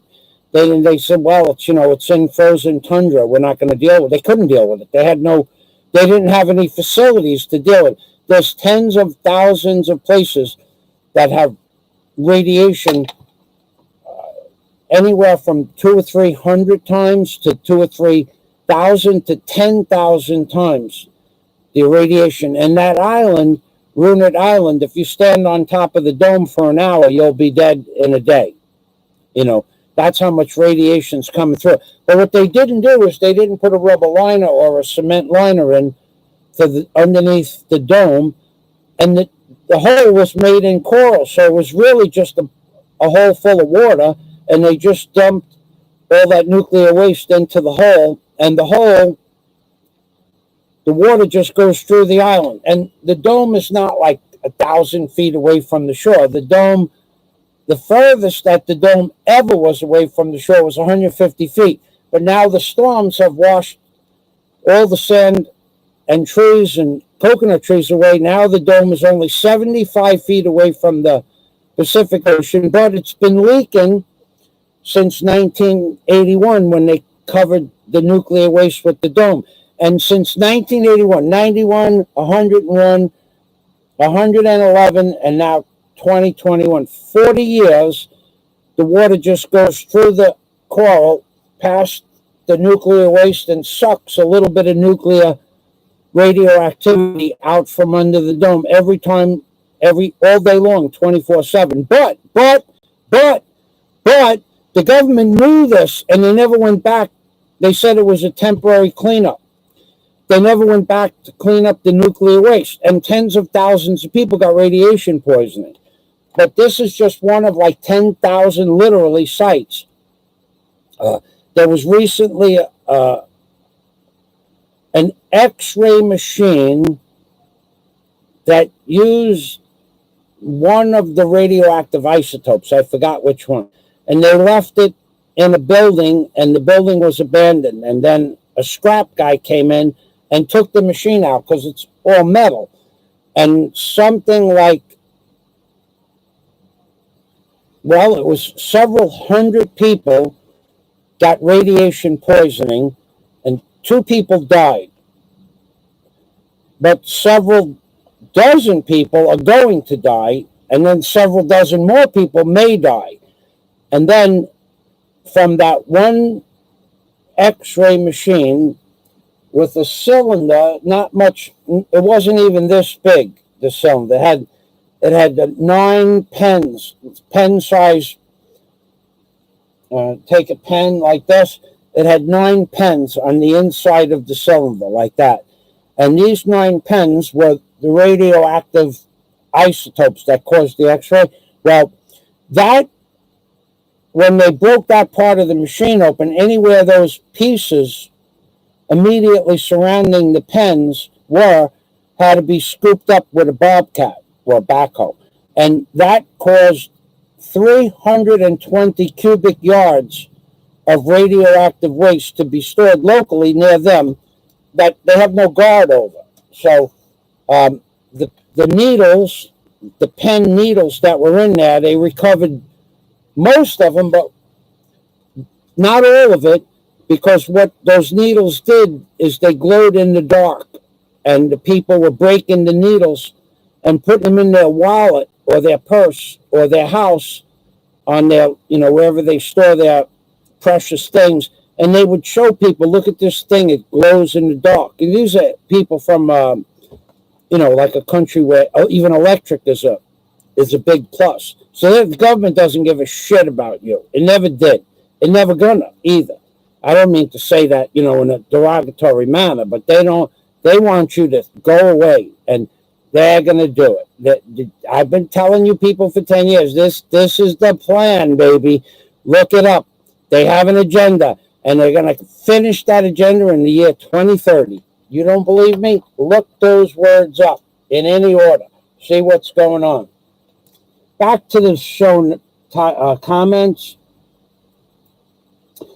Warren says hello to Princess Anne. Princess Anne says hello to Warren. Princess Anne says hello to Jack. Jack says hello to Princess Anne.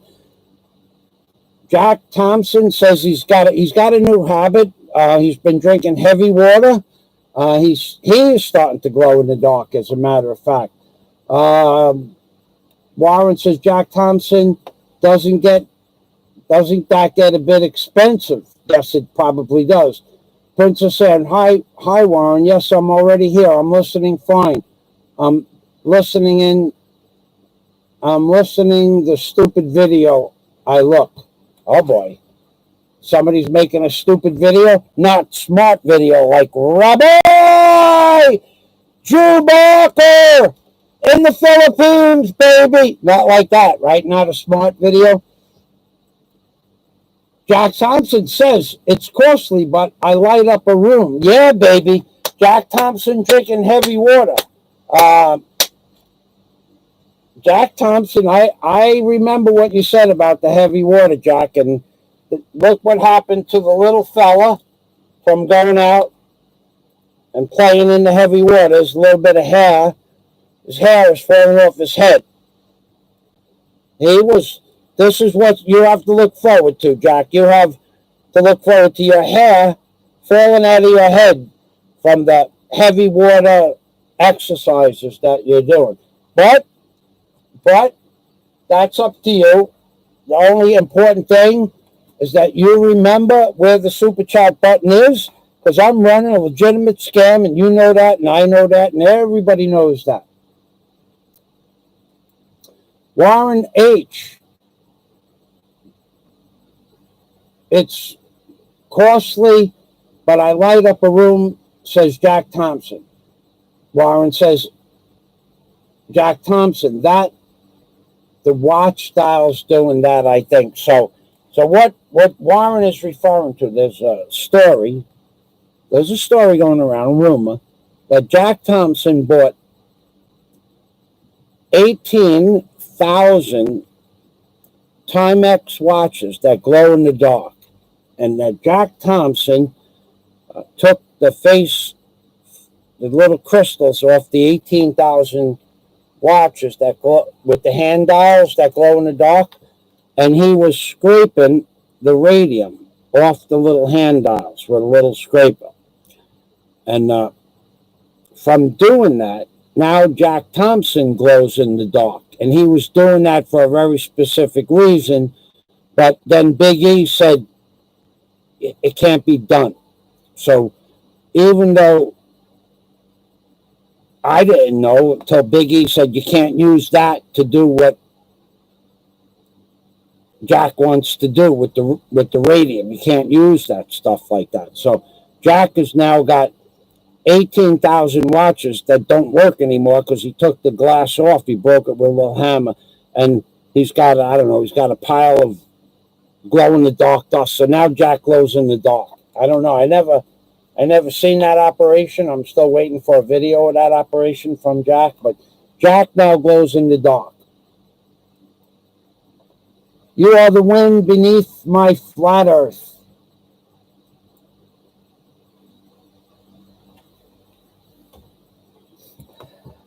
Did Michael tell you about my visitors on Friday, Jack Thompson? Warren says to Scott Del Fuego, how have you been? Jack Thompson said, little fellas just tosses his loaded diapers out the window so the roosters can peck at them. There'd be no roosters on the bottom of the flat earth. Doing okay, Jack Thompson. Scott Del Fuego, doing okay, thanks, Warren H. Working a lot on the way out. Just keeps going around here. So Scott works. I wouldn't want to do what Scott does, but he does. It's his job, and that's an amazing thing.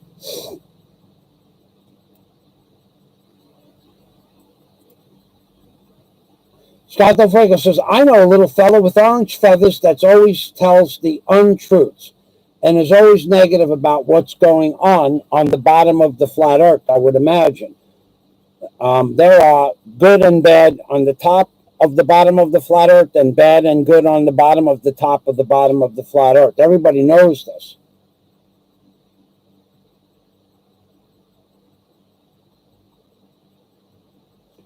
Jack Thompson sending love to Big Kevin, hoping he's feeling better. Scott says, what's up, Big Kevin? Hope you're in top lane next drafting on the competition. So Big Kevin is thinking about going back into college collegiate football in Texas.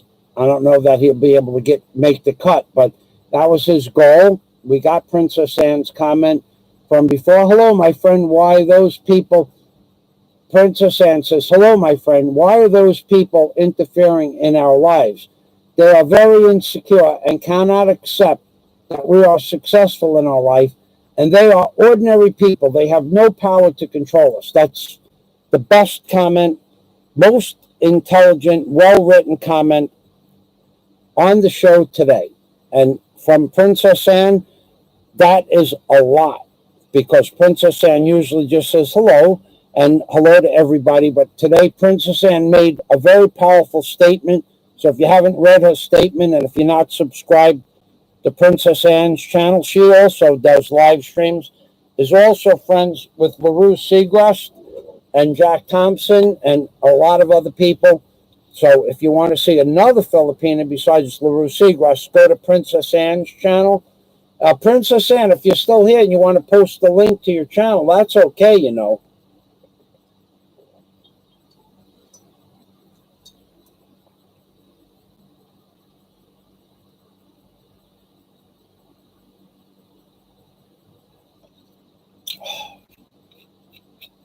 That was a long breath I took there, yeah? Okay. Kevin's coming back on the 1st of the month. Jack says, I'll be there, brother, Kevin. My little... Big Kevin says his little friend Pony will be coming back, whatever that means. Ask the little fella how they stop blood rushing to their heads. When I'm upside down, it rushes to my head.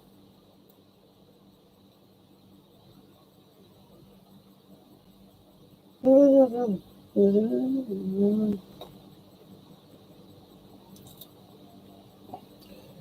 little fella said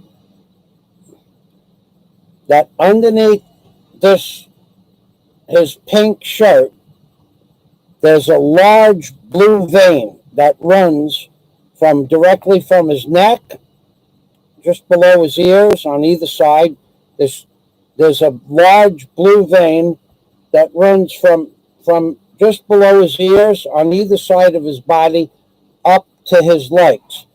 And that's how the little fella stops the blood from rushing to his head. So okay, at birth, one of the predominant features of the little fellas is a large blue vein running from the earlobes to the bottom of the feet. Those large blue veins that run on either side of the little fellas stop the blood from coagulating in either the top or the bottom of the little fellas' bodies. But also, in addition to stopping the blood from coagulating in the little fella's head, the large blue veins, they are what makes the light. They are what makes the lights work on the feet.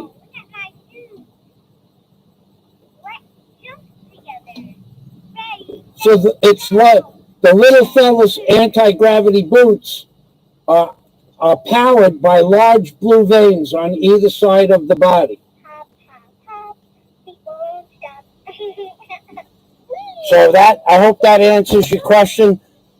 Blood doesn't coagulate in the little fella's head because the large blue veins on either side of the little fella's body stop the blood from coagulating in the head. What's that? Mr. Obama, he just smacked the little fella, Mr. Obama. He said, look, they're having a little walk. Mr. Obama, what are you doing? He's chained up. I'm good to go.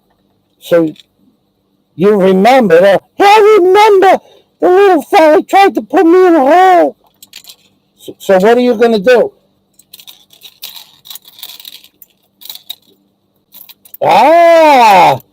Mr. Obama's throwing the little fella beaten. It's hard to believe.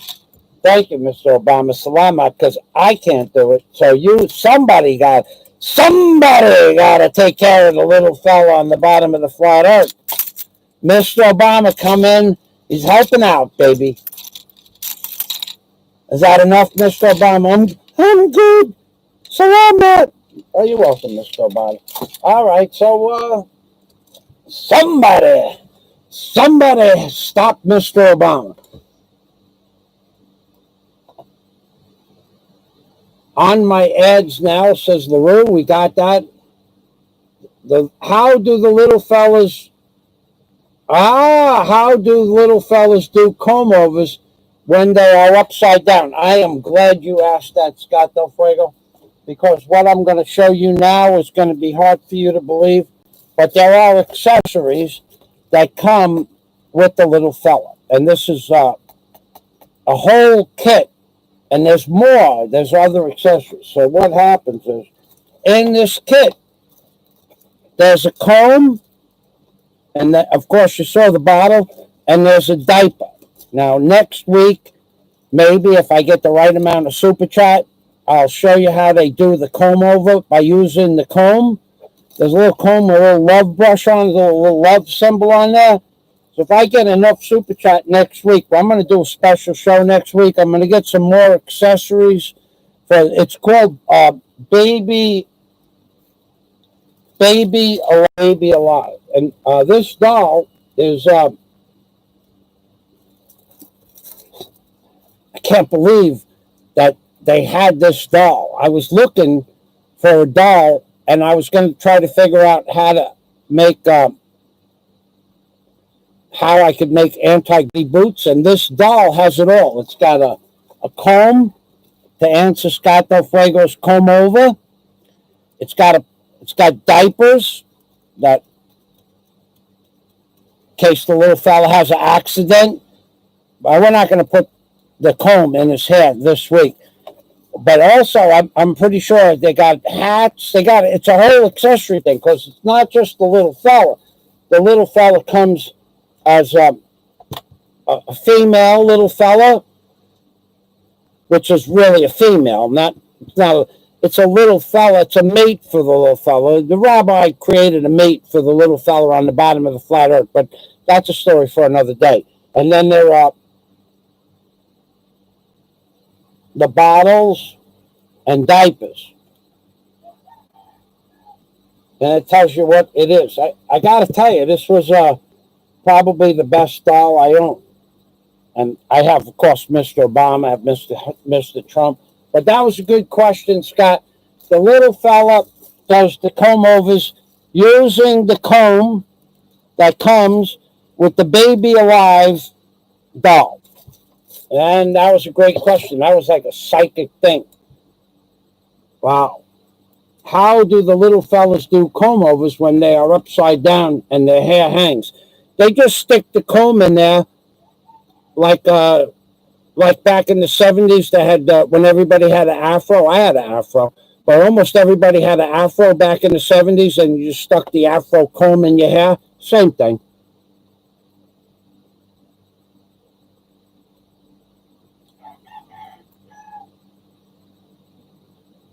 Oh boy, oh boy, oh boy, oh boy, oh boy, oh boy. We have lots of messages. Oh my goodness. Scott Del Fuego, the bottom of the Flat Earth series is a window into the fundamental use of satire. That's satire, baby. That's right. Poor Richard's Almanac of Benjamin Franklin and the classic Don Quixote by Cervantes were deeply transformational. I love Don Quixote. I read them all, too.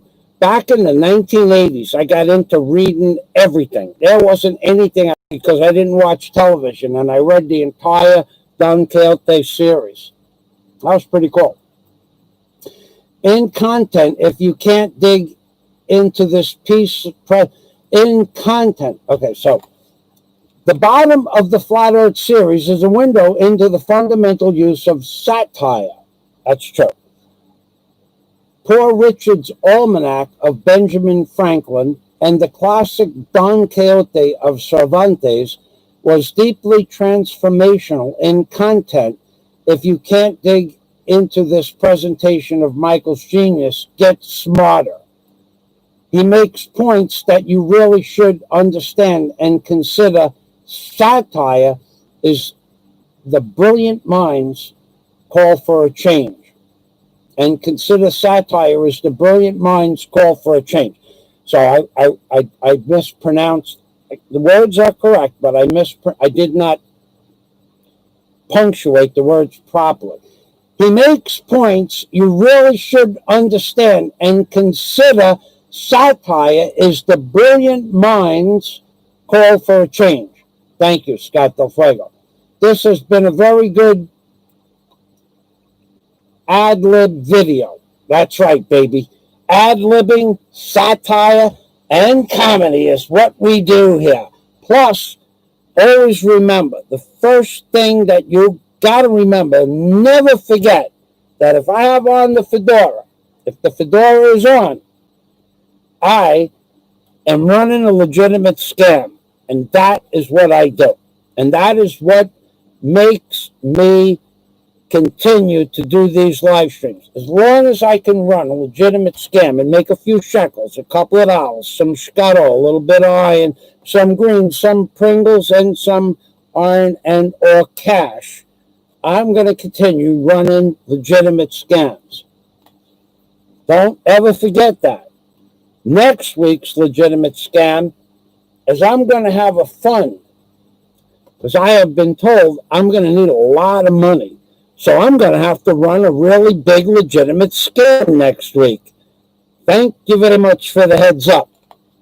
Salamat. The little fellas have a Jack Thompson super blue vein in their bodies. LOL. That was where Warren came up with the ad-libbing. That was some fast ad-libbing too, let me tell you. I was almost stunned, shuddered, stopped, almost froze for about a tenth of a second. And I remembered Blue Veins, Jack Thompson. That's how we remember Jack Thompson. That's how I pictured Jack Thompson, as a giant blue vein with a still saw in his hand. It's like a blue vein, like a lightning bolt, but he looks like a blue vein. That's what I pictured. Jack Thompson yesterday when I told him about the SS Del Fuego, and he had to make a bowel movement. He laughed so hard. I picture the blue vein running into the bathroom and the blue vein crumpling over and dumping. I mean, I picture all of this coming, all of this happening, all of this being done by a giant blue vein with arms and legs, otherwise known as the Jack Thompson. The Nina, the Pinta, the Santa Maria, and the SS Del Fuego. That's right. I like that. All of gold was on the Scott Del Fuego. All the gold was on the SS Del Fuego. That's right. Jack is bringing us back to our roots. The Nina, the Pinta, the Santa Maria, and the SS Del Fuego. Disclaimer, all the gold was on the SS Del Fuego. Salamat.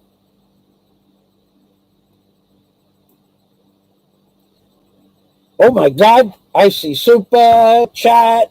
I see a scam man. I'm running a scam. I see the scam man with a fedora. I see the scam man getting super chatted by a blue vein. Getting super chatted by a blue vein. Blue vein super chat. Blue vein super chat. Super chat, super chat, super chat from a blue vein. You have heard it here first, folks. Ladies and gentlemen, prepare to be super chatted by a blue vein with arms and legs. I see a blue vein on my screen. I see a blue vein on my screen. I see a blue vein with arms and legs. And the blue vein knows how to work the super chat button, baby. So I'm at Blue Vein Special. Payment for more guitar from Warren H. Warren made $60 yesterday giving a private guitar lesson. $60 an hour. Warren is charging for private guitar lessons, and he's booked up every free hour of his time. He can book guitar lessons. That's how good, that's how much well-liked and Warren is. So some people will pay for the guitar lesson, and some people will pay that be taught by a great man, probably, without kidding aside, mentally and physically, one of the strongest men I've ever known. I mean, what Warren has endured, unfortunately, what Warren has endured is beyond. Most people would have given up, but Warren did not give up. And because of the friends that Warren has, and that the friends that kept in touch with Warren, and I've talked about this before, that's what gave Warren strength to make it through 188 days of chemotherapy. So people want to come to Warren. Every day I talk to Warren. Every day he has friends coming over.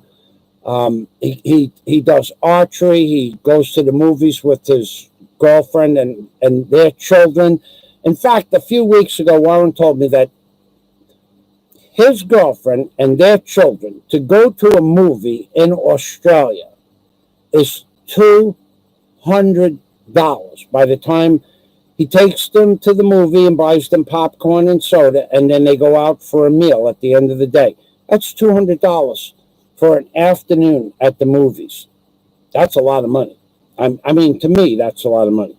So he's a very giving, very generous person. Always been like that. This time, we always have time to talk to each other. But he's also very strong mentally, and he does not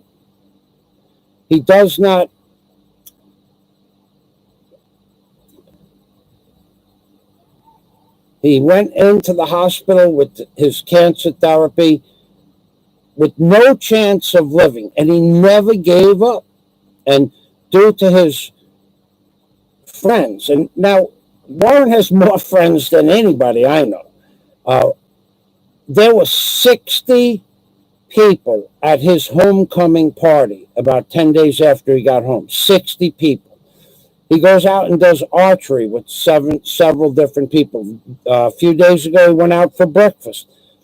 On Friday, he was going to go out for lunch, but he got detained, and he wasn't able to go out to lunch. So him and I ended up talking with each other for the afternoon. But he's a very strong man. He does not give up. He sets his mind to something. It's like a bear trap. Once he puts his mind on something, the jaws of reality, we could call Warren. A very strong man. He has a plan, and he's going to follow through with his plan. And he did follow through with his plan and beat cancer. You got to give him credit for that. More credit. When I used to watch Warren in the hospital room, most people would have gave up. I mean, he was barely able to talk, not able to get to the bathroom without a walker, and could only talk for a few minutes and got weak. But he survived cancer, and he had no chance of living. And so when you have no chance of living, my friend Tommy was the same way. When you have no chance of living and you survive it, and if you saw what Warren looked like when he was going through his chemotherapy, you would say, maybe, he's not going to make it. I mean, you have to think. You can't say that, but you got to think it. And he would always say, I'm going to beat this. I'm going to beat this. I'm going to beat this. I'm going to beat this. I'm going to beat this. And he never gave up. He does not give up. A very strong man, Mark, both mentally and physically. So those of you out there that think that Warren is going to be a pushover, or that because he's a little overweight, that he can't move around, that's a mistake. That's a mistake. So, Warren H., thank you for saying that I have the ability to ad-lib, and I was ad-libbing. Took me 1/10 of a second to come up with a solution, but it was a good question, and I had to think quick. Sorry, but I'm not sending any more money. I don't give a shit. I don't give a shit. Sorry. Who's Jack Thompson? I want to stop at 50, but I can't, as each one has a different sound. Wait.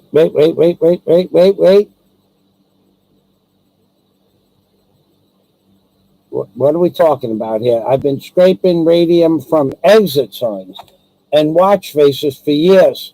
My tooth is my favorite part of my body. My tooths. Payment for more guitar from Warren H. I'm missing the point. I know I missed the comment. Sorry about that. Sorry, but I'm not sending any more money. Warren, I already know, brother. I'm missing comments. I know that. Jack Thompson, next time you speak to Michael, ask him what the huge object I saw in the woman's purse at the chemist's shop was. You will poo again. That's the truth. The throne of knowledge. Whoa. That would be like a chair, right? The throne of knowledge I sit on. I have a throne of knowledge. I have a throne of knowledge. I have a throne of knowledge. I'm looking for, I can do that next week.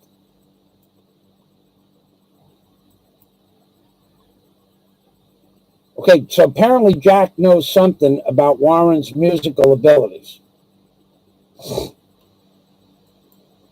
Jack says Warren is an incredible guitarist. Well, okay, so I don't know anything about music. Nothing. Zero. I know nothing. Basically, I know next to nothing. I think one of my uncles let me try to push the thing across the guitar strings, the pick. I don't know. A couple of times he tried to show me, but I don't have any ability for that. And I don't know if a guy is a good guitarist or a bad guitarist. I don't know. but Jack knows. So I'll take his word. I've heard Warren play. I don't have a sound. I don't hear half the tones anyway, but I don't have an ear for that.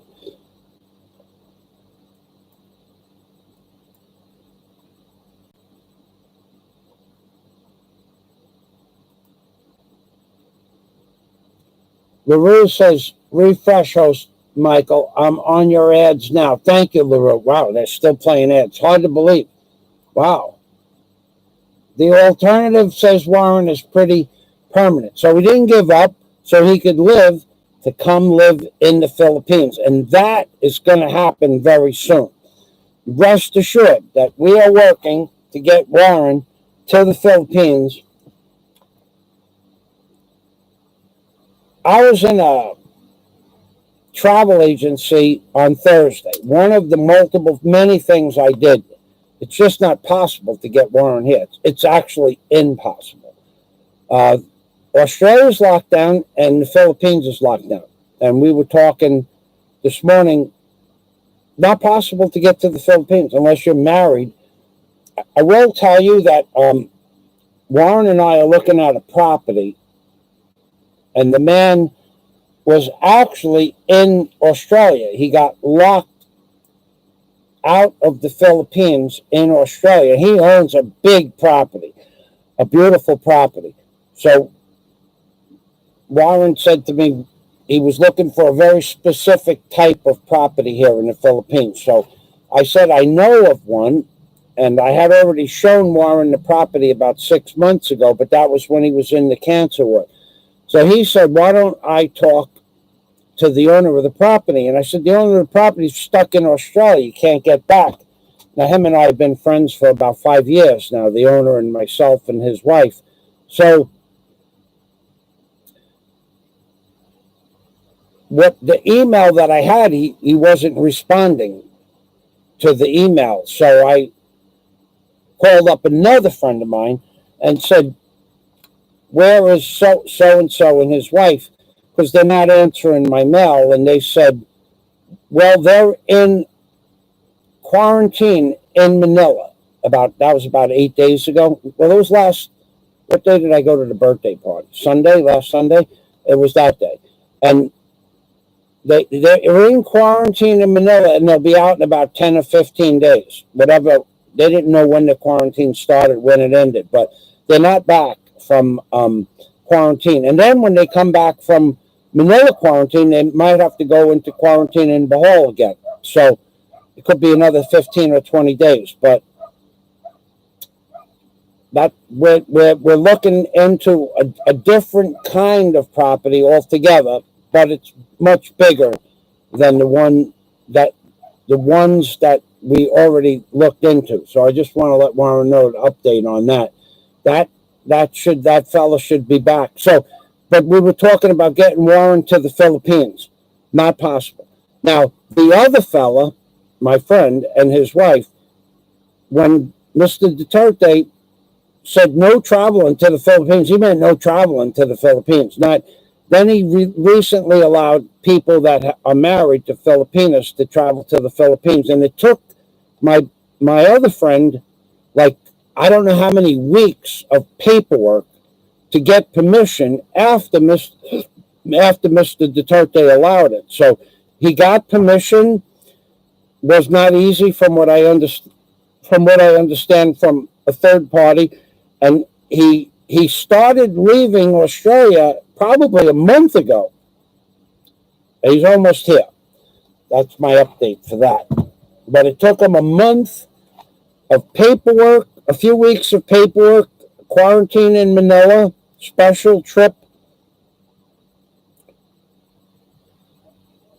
from Manila airport to the quarantine by ambulance, quarantine, special trip back from the quarantine place to the airport by ambulance, and then special paperwork to get on a plane.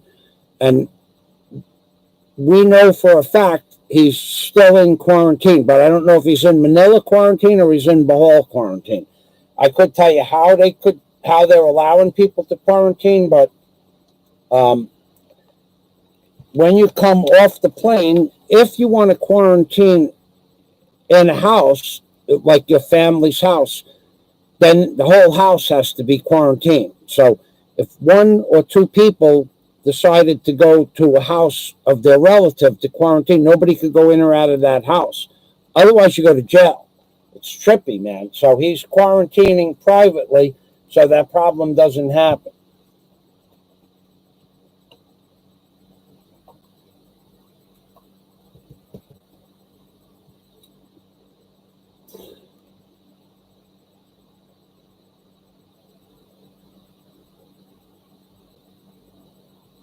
So we're back up to Warren's comment where the alternative to giving up is fairly permanent. And we're glad you didn't do that. All the laughter and all the fun and all the banter back and forth between everybody, that would be a terrible thing to not have in our lives. Warren says, I move like a delicate elephant and sting like a howitzer. And we know why. We know why that he said that. There are people, says Scott Del Fuego, this is wordsmithing. There are people in life that allow life to control them. Then there are those like Warren H. that live their life.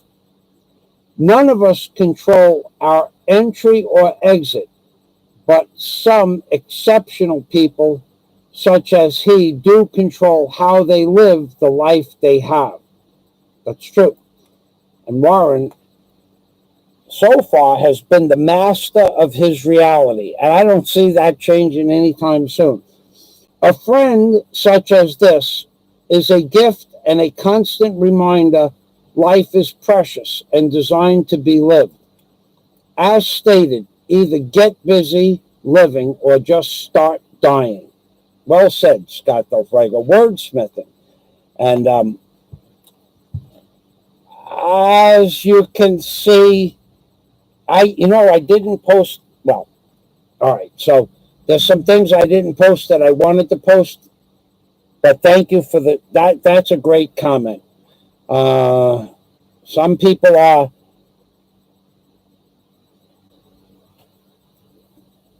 more, I call it productive. They have real hobbies. They do real things. Some of them have, like, I know a lot of real men that sew shoes. In fact, when I went into the city, there was a guy. When I went to have, I had to get a uniform for the little fella, right?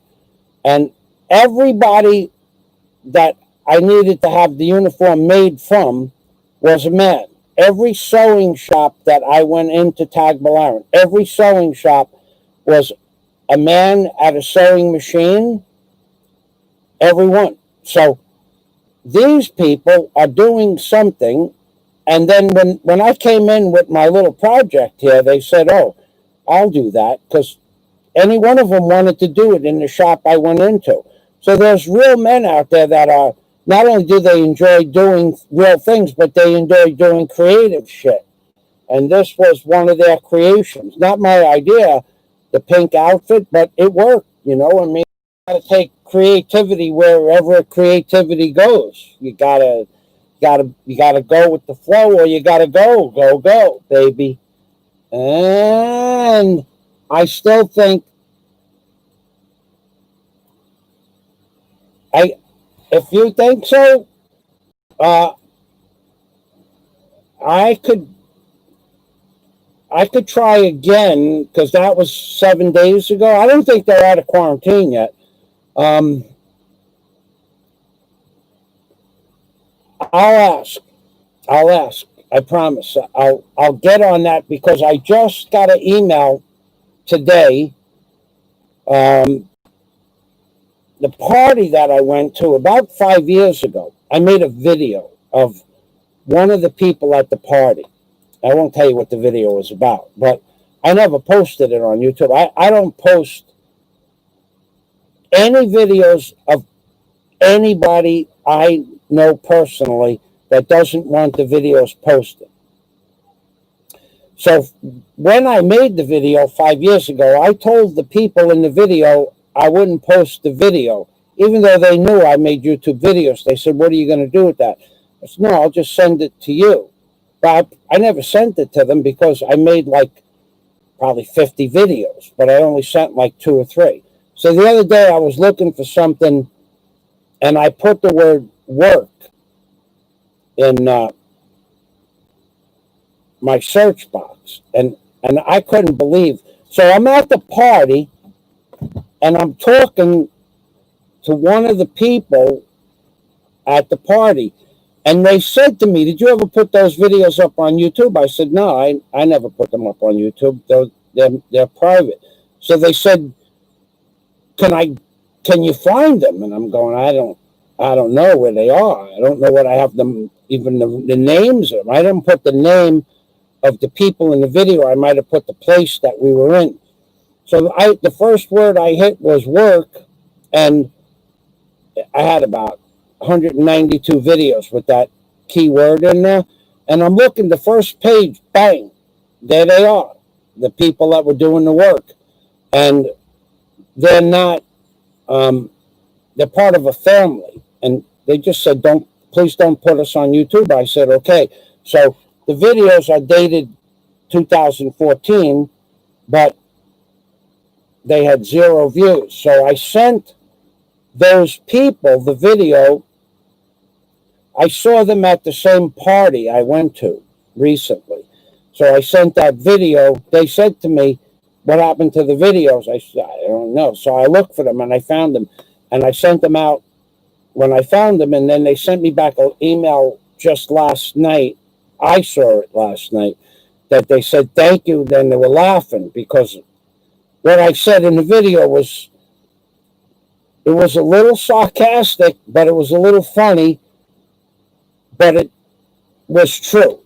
And that was why they didn't want me to post the video on YouTube. But I didn't make the video to post it on YouTube. I made the video that one day, knowing that they would appreciate the video. So that's what I have to say about that. But those people who sent me the thank you note might be able to get in touch with that guy. But it's not, if he's back in the hall, I would have to take a trike to go take a look. But I'll take a look. I'll get right on that today. I'll do that, or I'll call them up. But they don't answer their phone. They're busy building as well. They got, well, I'll tell you, they got a lot of property. When I say a lot of property, I mean, if you walk from the street to their house, on their property, on their private road, up their mountain, I don't think it would be less than a 10-minute walk. I don't think you could walk, regular walking, from the street to their house. But that where their house is not the end of their property. And probably it's 500 feet wide. It's a big piece of property. Like the guy bought like a swath of a mountain. So, and I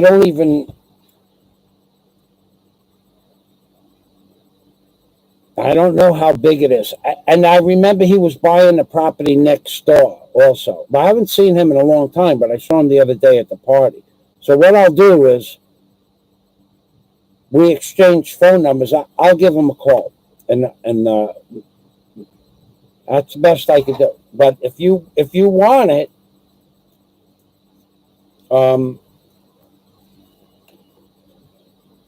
being that you're both from Australia,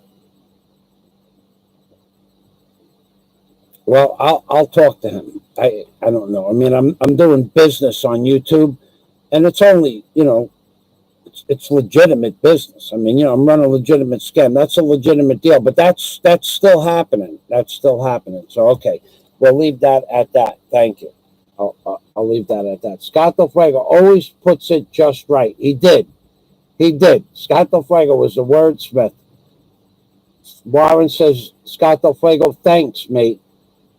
LaRue Seagrass finished watching the ads. I got to tell you, YouTube is putting the screws to me with the money from AdSense and stuff like that. I thank you very much, LaRue, but I appreciate that. And for all the views that I got like 24,000 views this month, which is up a little bit from last month. The views, I got to tell you, if you have to count on views from Super Chat, per 1,000 views, what the average YouTuber is making per 1,000 views is somewhere between 30 cents per 1,000 to a maximum of $1 per 1,000. And it used to be able that you could make $5 or $6 per 1,000 views, but that's gone. Those days are gone. But thank you, LaRue, for watching the ads.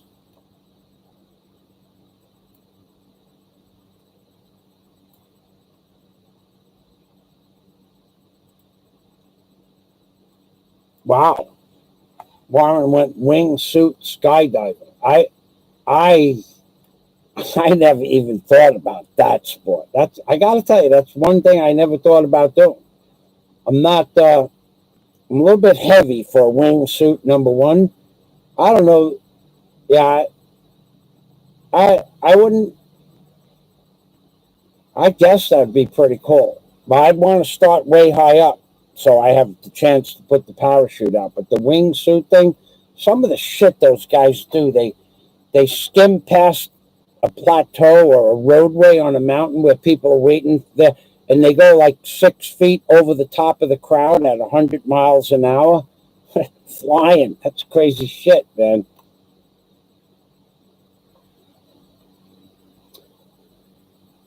All right, so Scott Del Fuego is relaxing. After what you do for a living, Scott says he lit up an Arturo Fuente Canon El Supremo. That's a cigar. When this started, still finishing the end now. I need to get up and go inside, but I don't know if I can make it. LOL. You're tired? You had a few drinks? I see from the little faces, and you feel a little bit out of it, like an alien. LOL.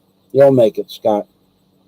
So what we're going to do is, if anybody else has any questions, feel free to ask. I want to show you again how the little fella, how his boots work. I think we could do it like this. Yeah, we could do this. Show it to you. His boots, the anti-gravity part of his boots are like this. Hi. Whoa, look at my shoes. What? Oh, yeah, that worked good. Ready, set, go. There we go. Hop, hop, hop. The old stuff. Anti-gravity boots, baby. Who else on YouTube would dare to come on YouTube and do a bottom of the flat earth video? No one's ever even heard of that expression before. Except, of course, in the old days, we used to do a lot of knowledgeable things from the bottom of the flat earth. I mean, everybody knows about the bottom of the flat earth. So, ladies and gentlemen, I'm going to let you guys talk with each other for a few minutes. I'm going to get a bottle of cold water. Yeah, baby. Welcome, my friends. Welcome to the bottom of the flat earth. So who has questions about the little fella? Anybody? Any more good questions? Well, I'll go through my notes. I should check my notes. Maybe I missed something. I don't think so.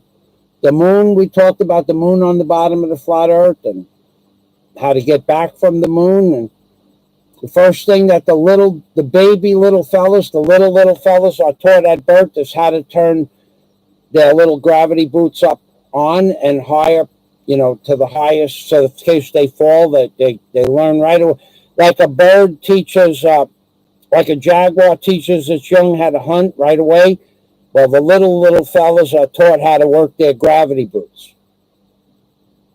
We know how the little fella got to the Philippines, aka the Little Red Door, in my video that I showed last week. The Little Red Door is a portal that leads to the bottom of the flat earth. And now everybody knows what's behind the Little Red Door.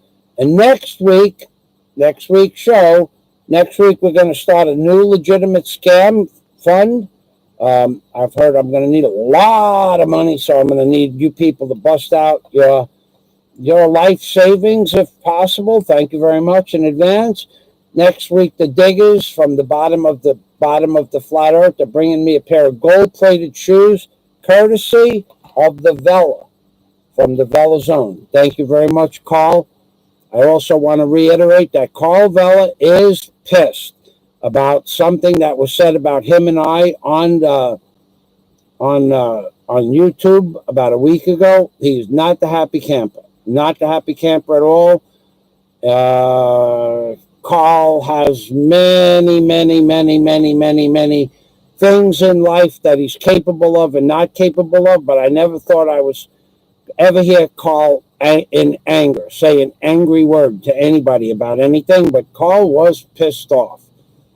He's a lot of things. He's smart, he's articulate, he's generous, he's a good friend.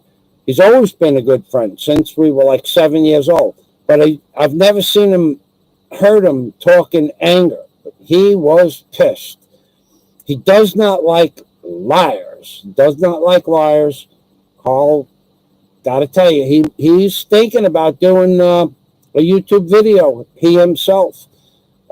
He had a lot of videos on YouTube a while back that he was in without his name being mentioned. In another reality, on the top of the bottom of the flat earth, if my friends ask me on Skype, I'll tell you what Carl did. But Carl is in a field of sports, and I'm not kidding about this, in a field of sports that is world renowned, and people come from all over the world to participate in. Carl won first place in that sport, second place and third place twice. So he won first, second, and third place twice, if I remember correctly, or it was second place twice and third place once, in a world event, not a local event, not a state event, not a United States event, in a world event. Carl Vella came in first, second, and third. There were 4 times that he placed, and these are not always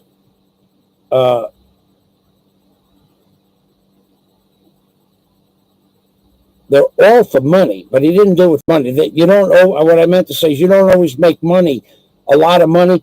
For the money that you have invested into the sport, you're lucky if you get that money back out. We're not talking about like $100 or $500. We're talking about a lot of money. And Carl is well known, his team, but he was the one in the machines that won the event. Carl is a very famous guy worldwide, but he keeps it low key. And even to look him up on the internet, if you know what to look him up for, you probably could, but I've never heard him say, even when he broke his wrist and smashed up his fingers playing, and he just said, yeah, I'm in a cast. I'll be in a cast for a few more weeks. He doesn't get upset about nothing, but what he heard on YouTube this week, he was a little bit pissed off. Got to tell you the truth, not lying to you about that. And you don't hear Carl. I know Carl since we're 7 years old.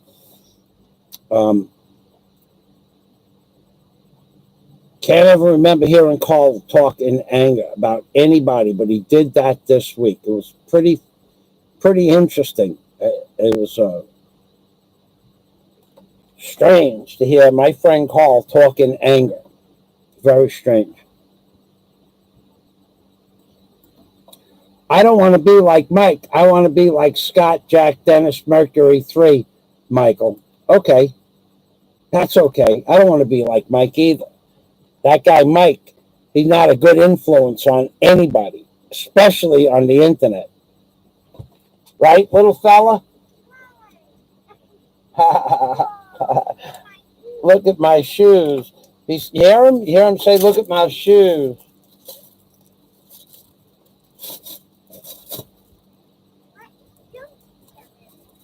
Ready? Oh, look at my shoes. Watch. Ready?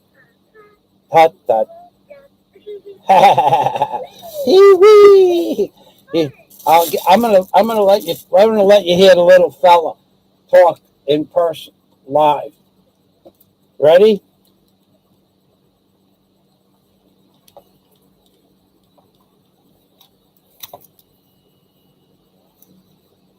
Hi. Whoa, look at my shoes. He's got a little mouth there for his the stem. Let's jump together. Ready, set, go. Got a little spoon. Hop, hop, hop. He won't stop. Whee! This is fun. Whee! This is fun. Hi. Whoa, look at my shoes. Let's jump together. Ready, set, go.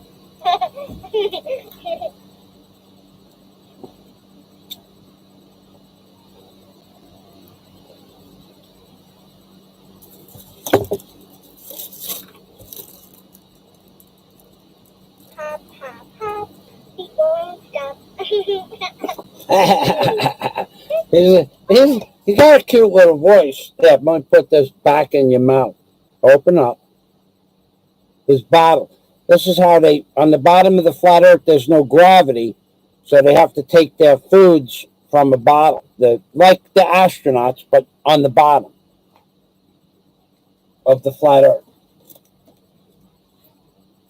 Got his little spoon. Next week, we're going to look for a little baseball cap for him. It's a doll. You know how many people, you want to hear one thing that it's like living in the Philippines? Okay, so I bought the doll to do the bottom of the flat earth videos. And before I got even one time at the cash register, I bought those with my shoes, the Merrill shoes last week. At the cash register, one of the ladies that worked in the ICM department store asked me if she could have the doll. I said, I just bought this doll. She goes, yes, but you could buy another one, which I probably could have. But I said, no, I'm gonna go home now because I was in a hurry. I wasn't going to give her the doll anyway. And by the time I had gotten home, I would think that, let's see. Well, one of the men outside the mall, not in security, but he was just hanging out at the security guard, because when you leave, you got to give them the receipt. When you have a box, you have to show them the receipt. It's on the box. They tape it to the box. One of the men that was standing next to the guard asked me, and when I got home, I stopped to say hello to some of the neighbors, and they all wanted it. I found that interesting that they would ask you for my shoes and the doll they wanted, actually. It probably wouldn't be it was the first time anybody ever asked me for my doll, but a lot of people asked me for my shoes, even the Sandugos, even the sandals that I have, they ask for, because they only have flip-flops. So I found that interesting. All right, so I'm going to go get that cold water. Warren says, I don't want to be like Mike. I want to be like Scott, Jack, Dennis, Mercury 3, Michael.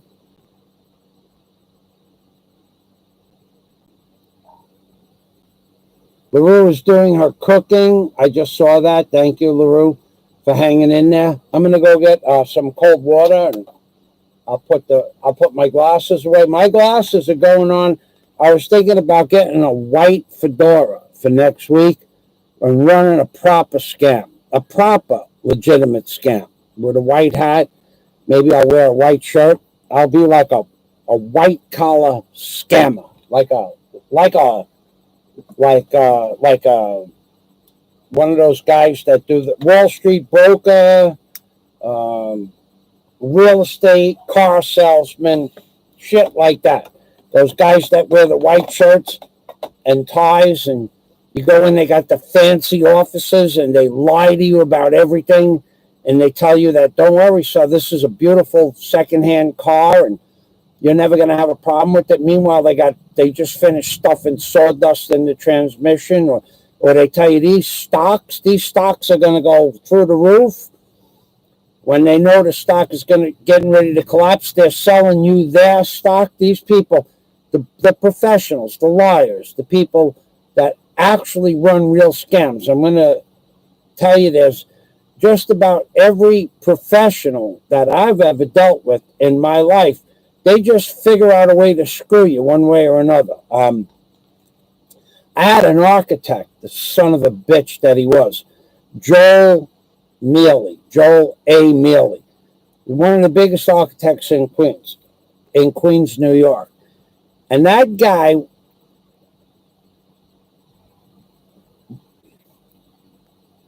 the amount of criminal shit that guy did, and I'm not lying to you about this, as an architect and as the building commissioner for New York City and as the head of the Department of Environmental Protection Agency of New York City, the amount of criminal shit that guy did was unbelievable.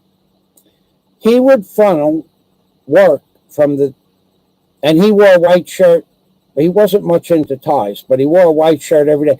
This guy was a freaking $800 an hour. He charged the city of New York for his apprentice college students of architecture to go out and take videos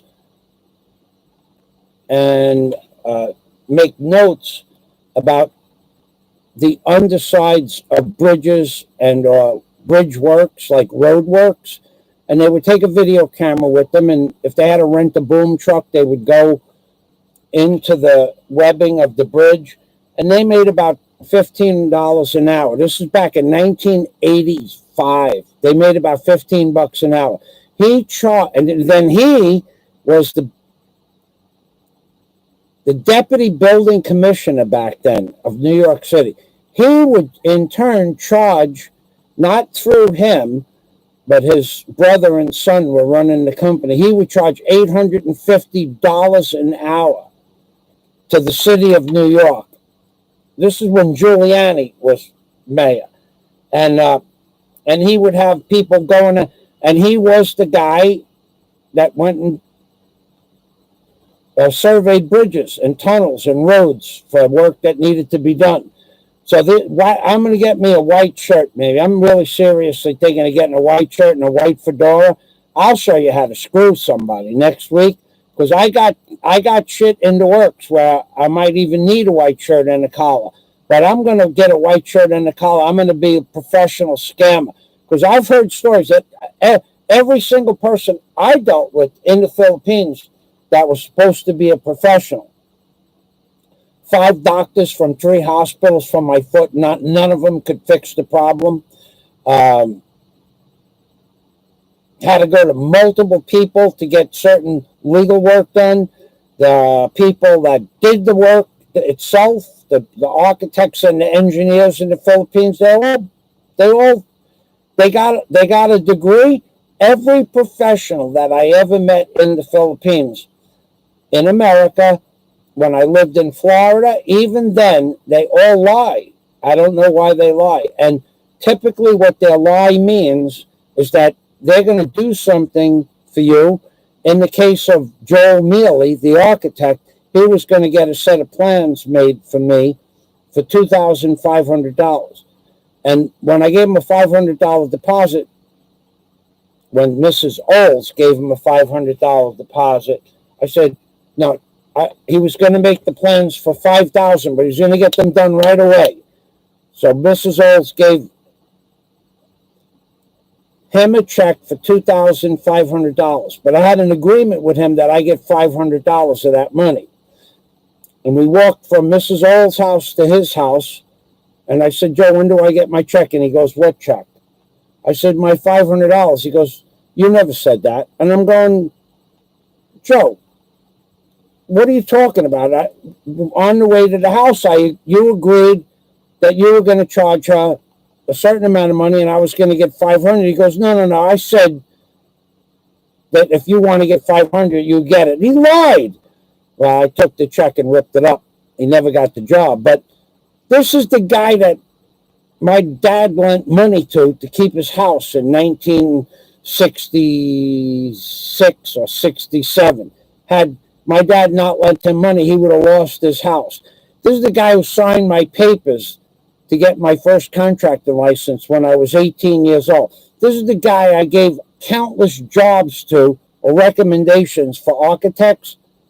And this is the guy that just screwed me on my house in New York for the amount of money that it was supposed to cost to do something. He goes, he never did it. He never did it. This goes back to 1991. The plans were never laid out properly, but he charged me for those, not 1991, 2001. He charged me for those plans, full price, and he gave us the certificate of occupancy based on the plans, but he never did the job. He never applied to the city for it.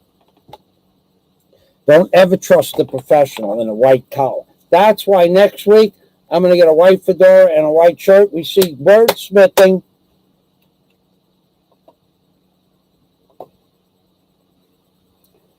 Warren says, when I was 17, I bought a Ford Escort panel van that was secondhand, and it had sawdust in the engine. I wouldn't doubt it. Those guys, used car salesmen, architects, even dentists and doctors, they don't know what the hell they're doing. They charge you still $150 an hour. You don't know if they know what they're doing because you don't know what they're doing. You don't know anything about what they're doing, so they just tell you what they're doing is the right thing, and they're lying to you. I don't trust any professional. Scott says, I got ripped off on a car as a kid. My father told me what to buy, and I needed something cooler. A month of working on the heap to get it to sort of be reliable taught me a lesson about salesmen. They're all freaking lies, salesmen. The salesmen are incapable of making a living, so they do blah, blah, blah to make a living. Not one of them, most of them have never done a day's work in their life. I have an uncle, absolutely useless when it comes to doing anything around the house. I mean useless. And he's an insurance salesman. He was a Fuller brush salesman. He was a Hoover vacuum cleaner salesman.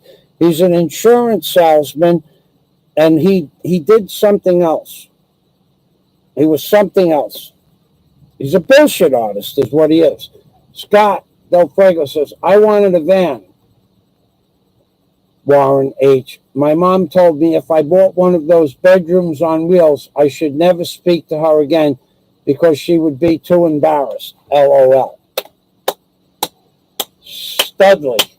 They called me Studley Del Fuego. Scott Del Fuego, it's a good life lesson. Warren H. Scott Del Fuego, my mom said much the same. She called it a floating brothel. From what you had one? Oh my God. Studley Warren. Imagine, one thing that people say, if you could do one thing, if you could just do one thing in life, what would you do? I think I would want to be like,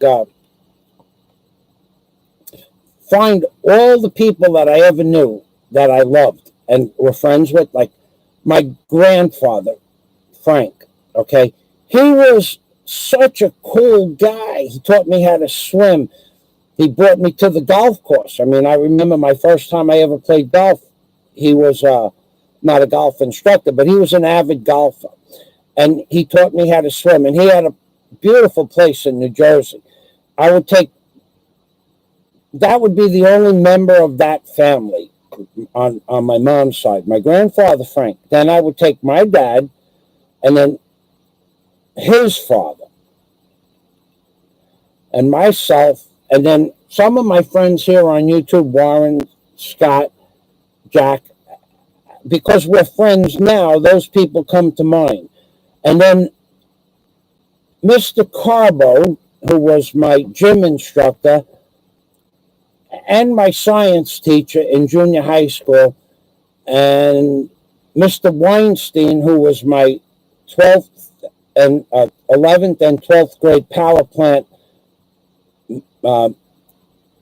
mechanic shop teacher, and a couple of my other teachers. And I would make us all about 21 years old, and we'd all go to the beach and have a barbecue. Like, if you could just do one thing, I would just bring back those people.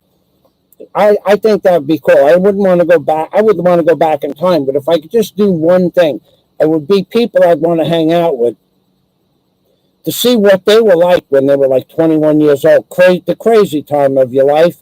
I would think that would be pretty cool, especially my dad. He was from what I hear, my dad was pretty cool to hang out with when he was young. But also, my grandfather on my mother's side was really cool dude, man. You ask Gramps any question, he'd stop, take you, sit you down on a chair, and he would answer the question as best he could until he understood that you understood what the question. It didn't matter what it was. He would sit down and explain it to you. I thought that was pretty cool about my granddad. Back to the comments. Okay, so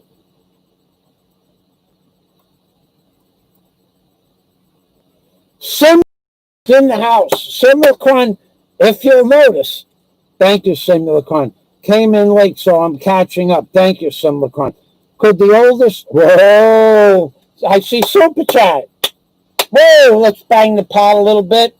Banging the pot. Tell you what, let's make the little fella bang the pot for Simulacron. Let's see if the spoon works. Oh my God! Oh, look at that. Money. Money. Bang, bang, bang, bang, bang, bang, bang, bang, cash. The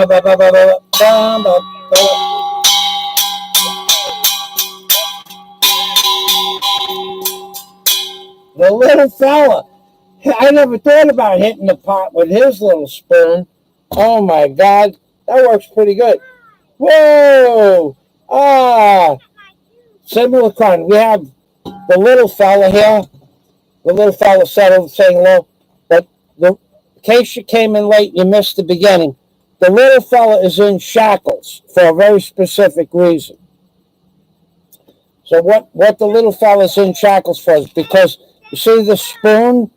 As soon as you stop, you lose attention span where the little fella is. He's out in the backyard digging holes everywhere. So we had to stop the little fella from digging holes everywhere. And he's very much, he's got a problem with Mr. Obama. Mr. Obama has a problem with him too. So the problem, Mr. Obama, stop. The problem with the little fella and why he's in chains is because he belongs in chains because you can't stop him from digging holes. He's constantly digging holes everywhere. Everywhere he goes, he digs holes. So last night I heard him digging a hole. I had to put the chains back. I unchained him for a couple hours, and I heard him digging. And when I looked outside, he had Mr. Obama trying to drag Mr. Obama into the hole he just dug. So we can't have Mr. Obama being buried in the backyard. That's not allowed. So that's why he's in chains, because you can't stop this little fella from digging. Also, every once in a while, he hits Mr. Obama with the spoon. He spoons Mr. Obama, which is different than Mr. Obama smacking him in the head. There's different things. They don't like each other, but it's like the difference is Obama can't put the little fella anywhere that the little fella can't dig himself out of.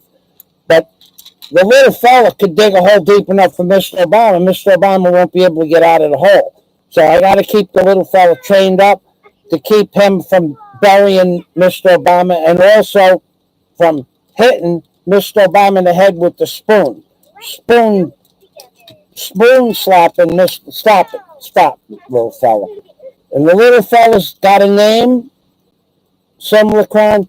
The little fella's name is Digger 1. Digger 1. It's on his name tag, but here it is right here.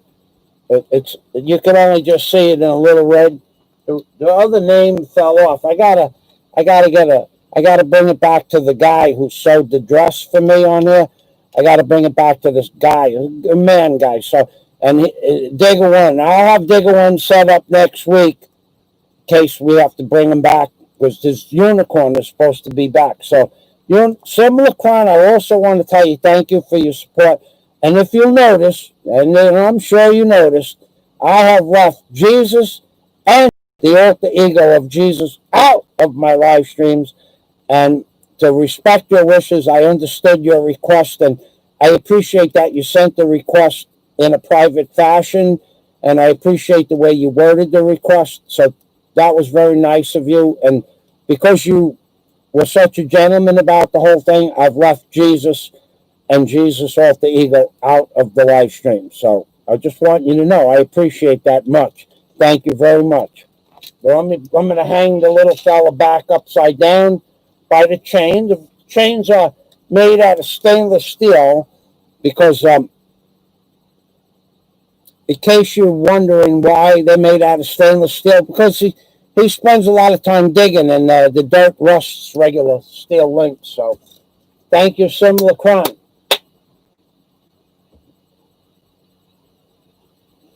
Yes, the little fella, Simulacron, has a question. Could the little fella dig a hole deep enough that even he couldn't get out of it? And yes, he could, but not with the spoon only. All right, so I will show you how he does that. Okay, so the fastest way, when he uses the spoon, the ingress and egress, or egress and ingress, are relatively big enough for him to get in and out of. But it's a slow process because the holes are much bigger. But if the little fella gets upset and or frustrated, sometimes what he'll do is he'll get so pissed off that he starts spinning around on the bottom of the flat earth. And when he's spinning around on the bottom of the flat earth and his boots are on, he's spinning around on the bottom of the flat earth and he's creating a hole like a giant drill bit. And as he spins around very fast, that Jack Thompson calls it the dust devil. Well, as he spins around upwards into that hole that he's spinning around into, like a dust devil, he's headed towards the top of the bottom of the flat earth. And if he spins around too long, he's not able to get out of the hole by himself. He's going to need assistance. Sometimes there'll be a friend, or sometimes he needs professional assistance to get out of the hole, where they have to call in like a tow truck with a cable on the back of it, but they don't have that on the bottom of the flat earth. But they have like a spider, like a tripod. They put the over the hole that the little fella dug himself into, and they suck the little fella back out of the hole that he dug. But the answer to that question is yes. If the little fella starts spinning around and he's not paying attention, and the boots are on, these are the boots. I'll show you the boots. Let me show you the boots. Similar crime, got to see the boots. He paid big money to be here. All right. They're up. I got to get it just right. Oh, yeah, here. There we go. Hop, hop, hop. He won't stop. Whee! Those anti-gravity boots. If they're on while the little fella's spinning, he will spin himself into a hole so deep, he'll be headed towards the top of the bottom of the flat earth, and he'll need professional assistance or like a cable with a tug of hoist or a ratchet cable to get him out of that hole. Those are good questions, Simlicon. Thank you for the question. I thought that was a good. Scott Delfrago. If I could do, okay, so Scott's doing a philosophical thing. Simlicon, thank you very much for the super chat. Thank you for coming to the show. Mr. Obama wants to get one in. While we got him hung up, the little fella hung upside down, and he's got the bottle in his mouth. Mr. Obama's giving him a little beating. Mr. Obama smacked the little fella right.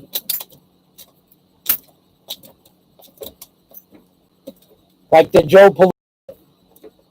Mr. Obama's beating him up with the head. I guess you could say that Mr. Obama is headbutting him. I'll probably say something else, but I won't. Mr. Obama's giving the little fella beating. Headbutt, headbutt, headbutt, headbutt, headbutt, headbutt, headbutt. What else you want to do, Mr. Obama? Headbutt, headbutt, headbutt, headbutt, headbutt, headbutt, headbutt, headbutt, headbutt, headbutt, headbutt. He's getting even with the little fella. Last night, the little fella tried to bury Mr. Obama, the digger. The digger, tried to bury Mr. Obama in the backyard. And today, Mr. Obama is getting even. Good. He's a good Obama. We love Mr. Obama. Scott Delfrago says, if I could do one thing in life, it would be to understand. That would be cool. If I could do one thing in life, it would be to understand why we have a finite life, but have developed sentient being. Self-awareness is what Scott means. If I could do one thing in life, it would be to understand why we have a finite life, but have developed sentient being. It is such a paradox that there has to be some reason for it. You know, I was listening to a video this morning, all kidding aside, and the video was describing how Darwin's theory of evolution is total bullshit. I mean, absolute bullshit. That the Big Bang Theory was absolute. And the reason is because a living organism can replicate itself. I'm trying to remember how it was said. A living organism can replicate itself, and over millions of years, it could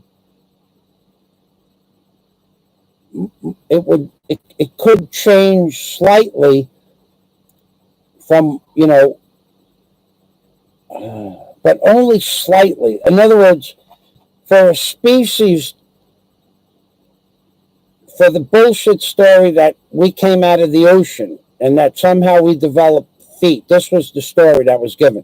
Somehow we developed feet to walk on land. And then miraculously, we developed lungs that would let us live on land. The scientists and the doctors that were saying this morning on a video I was watching said that it would take, if there was 10 million years for a frog to develop hands or legs, it would never happen. If there was 100 million years, it would never happen. Because the species may evolve somewhat, but a species is not coming out of water and growing hands and legs and all the other appendages, lungs, eyes, ears. But the most complex thing that even Darwin agreed. Now, this is factual. Darwin agreed that for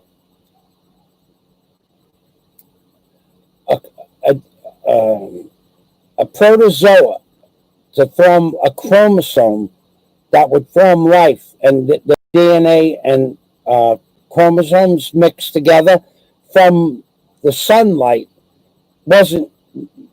We don't know how that happens today, but it wouldn't be possible. In other words, a whole bunch of chemicals get together in a slurry of shit with electric going through it. It wouldn't be possible for the chromosomes to start.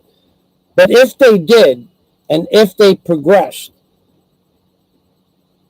to create the brain's ability to see, even Darwin admitted that 100 million years would not be enough to develop the ganglia necessary for the brain to see. So even though he said there was a missing link, the fallacy of Darwin's theory of evolution is that there is no missing link. Lucy is just an ape from China, but Lucy is supposed to be the missing link. But if there was a missing link, just like monkeys or gorillas or the ape creatures, that there are millions or tens of thousands of bones and remnants of gorillas, monkeys, and apes as archaeological artifacts, then if the monkey or ape or gorilla species transformed from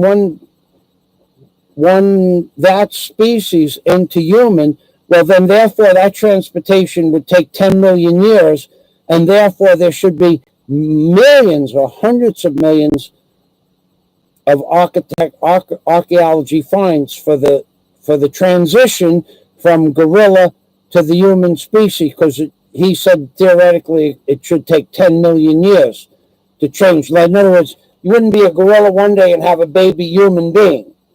It would take 10 million years. So they're looking for even one missing link, and there should be hundreds of millions of missing links over 10 million years. So even Darwin admitted that it was bullshit, his theory, and that it was just a theory. And he admitted a lot of stuff. But the Big Bang is even a bigger bullshit story, because supposedly we're moving at 587 million miles an hour away from the Big Bang, as are trillions of other stars and planets, and it all came from nothing. So the entropy, I think it was the word entropy prevents an explosion from becoming organized. The entropy of the universe that eventually would break down, but it never broke down. Supposedly we're moving 587 million miles an hour around away from the Big Bang, and the sun's moving 60 million miles an hour around the universe, and we're moving 66,000 miles an hour, and yet the stars have never changed their position in 10,000 years. So that theory is bullshit too. But anyway, that's a great that would be a great thing to ask everybody. I think every intelligent thinker thinks that, Scott. Why, how long we're going to live here, why we're here. That's kind of like I think I've thought that question. I don't think that much longer, because once you go through a certain phase in life called the samadhi experience, you kind of have an understanding of that, and you don't pay a lot of attention to it, but you have to go through the experience in order to understand that there is a purpose. Everybody has a purpose, and you'd have to go through the samadhi experience to understand a little bit more about that. And I don't really want to get in, try not to get, I'll have a conversation with you about it on the phone, though. I'll do that. The little The little fella seems to have his hair combed forward. Is he covering a deep receding hairline? Well, what has happened here is this is not the little fella's real hair. Okay, this is a toupee. Got to tell you, being that you asked, this what you see here is the little fella's real hair. I'll show you the real hair of the little fella. This is the little fella's real hair. And what happened to the little fella is he was out playing in the nuclear waste in the backyard and in the pond in the backyard, and all his hair fell out.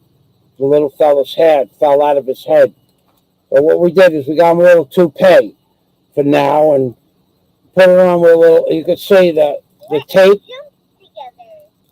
I used a little masking tape to tape his toupee to his head. But yeah, you're right, he has a comb over. I didn't want to talk about that, but what he was out, he was digging, not really playing in the nuclear waste per se, but he was digging out in the backyard, and his hair, he got a little bit, he was in the nuclear waste, and the hair fell out, so I got him a little toupee. So you're right, Scott. It's a comb over. There's no doubt about it. That's different than Yep, thanks for bringing that to my attention. I didn't want to say it. I promised the little fellow I wouldn't talk about the fact that he lost his real hair from the playing in the nuclear ponds, but that's the truth. Similar crime. LaRue Seagrass. Thank you for the question, Scott Del Fuego. LaRue Seagrass, yes, Scott, there's a reason for everything. So LaRue was a devout. You know, Simulacron is very religious also. I'm not being facetious. So Simulacron, I think you should know that LaRue Seagrass is a devout religious person.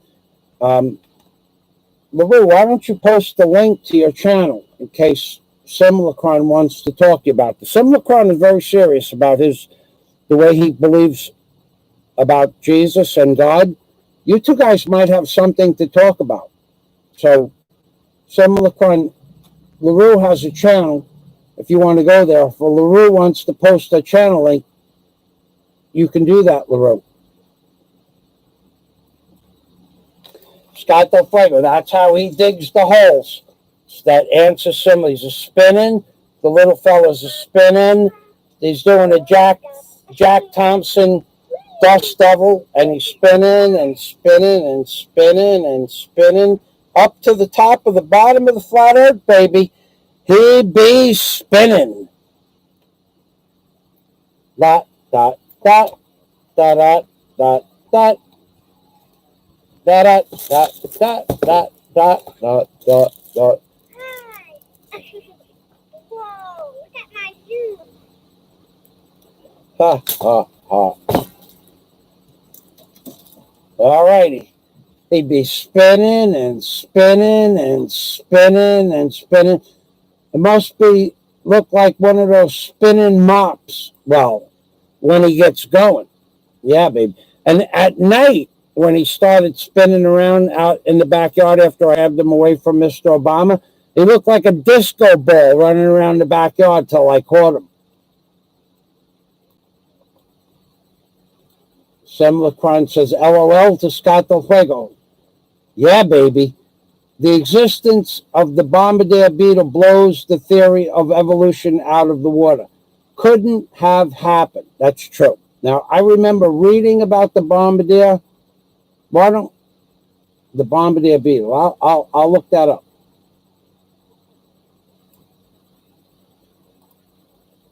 I remember reading something about the bombardier beetle. I hope I don't blow my live stream. The bombardier beetle. It's coming up on the screen now. Bombardier beetle facts. Bombardier beetle spray human. Bombardier beetle ground. Bombardier location. Bombardier beetle evolution. Let's go there. The evolution of the bombardier beetle. The bombardier beetle defends itself. Oh. The bombardier beetle defends itself by blasting an explosive and toxic stream of hot water and chemicals at its enemies. But how could such a dangerous defense have evolved without killing the beetle itself? But the bombardier beetle's glands evolved for a more nefarious purpose.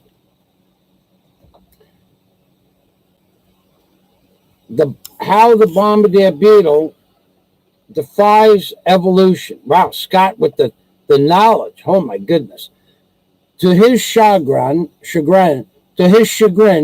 the beetle promptly fired its acid in his mouth. Scientists have pointed out that the beetle's evolution is entirely plausible.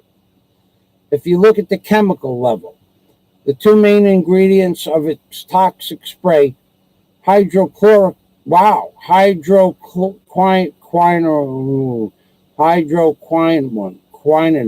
and hydrogen peroxide, do not explode when combined on their own. But I guess they do when they do. That's the end of it? Yeah, that's it. March 22nd. Look at the date. 3/22. That's the Skull and Bones Day. Skull and Bones Day. The article was written on March 22nd, 2016. Wow. False bombardier beetle. False bombardier beetles. What is the bombardier beetle? Okay, so, are false bombardier beetles dangerous to humans? They are not harmful to people. If they are mishandled, they could pinch the skin. They are just a nuisance when found indoors. Wow.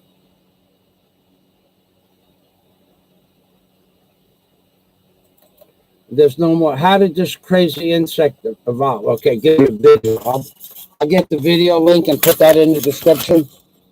All right. I've seen that beetle with the red top and the black back.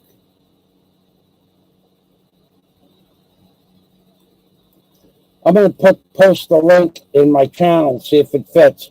You can look that up. I've seen those beetles. Remember, I worked out in forests and as a landscaper, and also in New York, we had a big variety of birds. I think I've seen that beetle. I mean, I can't say for sure I saw that species, but I'm pretty sure.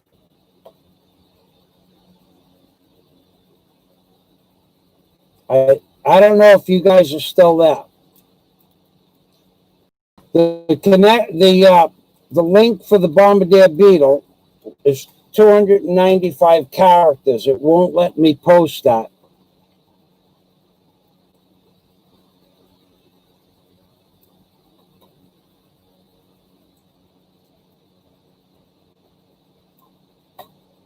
Thank you, Princess Anne.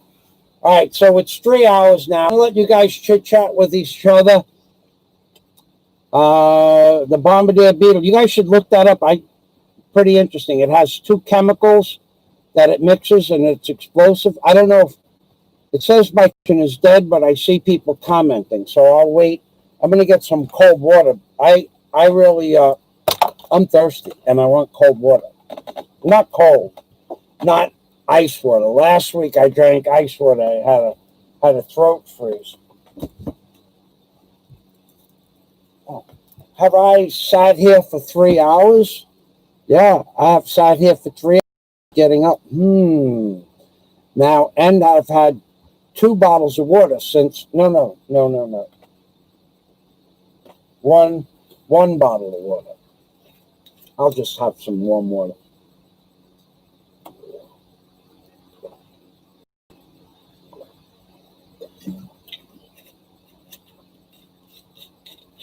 I'll have cold water later. I got to go outside and give somebody something anyway. I got something. I tell you what, I bought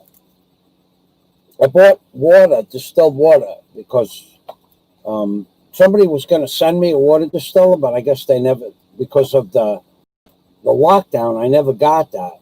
And normally I like to make water myself, so they're going to I'm pretty sure that he already bought the water distiller and it's already in a box, but they can't get it to the Philippines. And so I've been buying water in 10-gallon jugs. Well, I'll show them to you. Jack Thompson, I think Jack went to sleep. Scott, it should be time for you to go to sleep too. Anyway, I bought these 10-gallon jugs of water. So it's a nice jug. You know, I made the air-conditioned face shield out of it. Had a lot of laughs in the city. But then I said to myself, you know, what am I going to do with these bottles? So I dried out a couple, and I put rice in them, and I put corn, popcorn. It was a lot of popcorn. And but I figured that when I go to the store, if something is reasonably priced, or they have a lot of sales on food in the city. So when I see stuff on sale, like rice has not been sale, but I like to have rice once in a while. And if you buy one bag of rice, you might as well buy 20 pounds, 10 kilos. I won't buy more than that.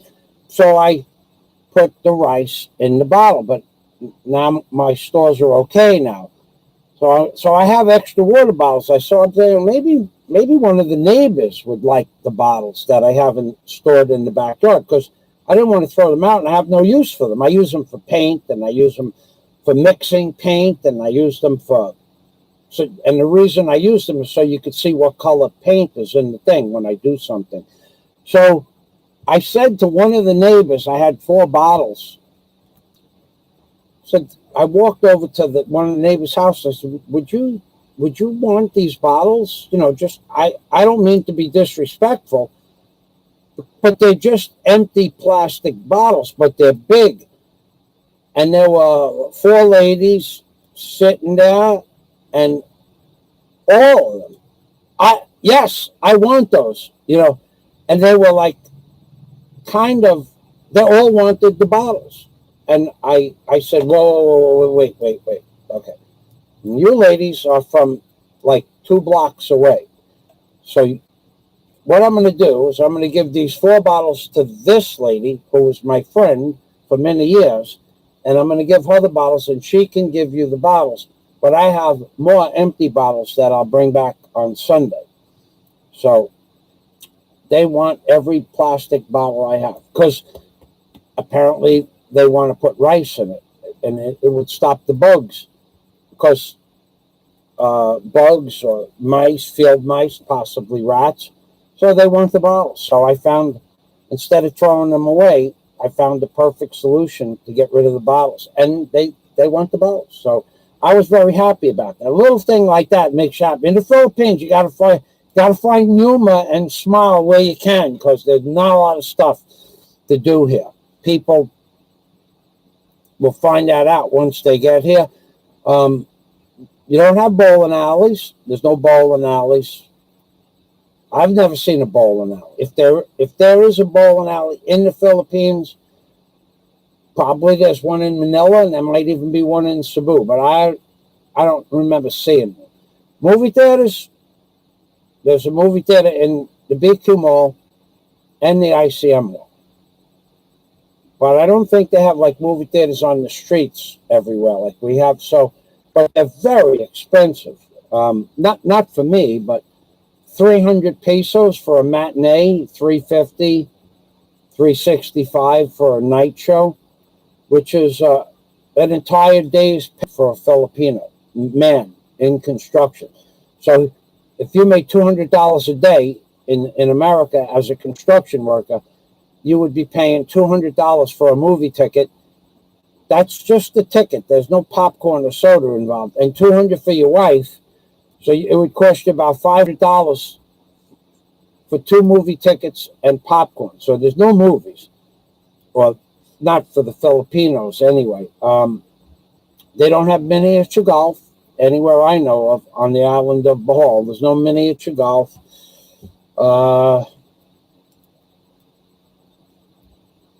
They don't have an amusement park, but they do have fiestas in the city that have amusement rides, the small rides that they move around with the trucks. But there's not a lot of those. Well, maybe there is. I just don't go to the city much when that's going on. I mean, I might see them there. They, it takes them 2 weeks to set the equipment up, and then they're there for 2 weeks. But I don't really go to. It wouldn't be something. It's at night mostly. I wouldn't really go there at night to an amusement park. I'm not afraid, but I just don't spend much time in the city at night. Warren says they have. Thank you, Scott, for the link. They have a cool way of defense, says Warren. Scott posted the link. Thank you. Princess Anne, Warren, yes, he's a comedian, but he's good and real person. He's the only one vlogger saying true words. Thank you, Princess Anne. And Warren says, yes, Princess Anne. Thank you very much. So, you guys chit-chat. Now I'm ready for some cold water. I'm going to go get a bottle of cold water. Plus, I want to stretch my feet a little bit. My feet's... But I should. Let me show you the anti-gravity boots one more time. Just, because you're here and the digger's here and I'm here. We're all here.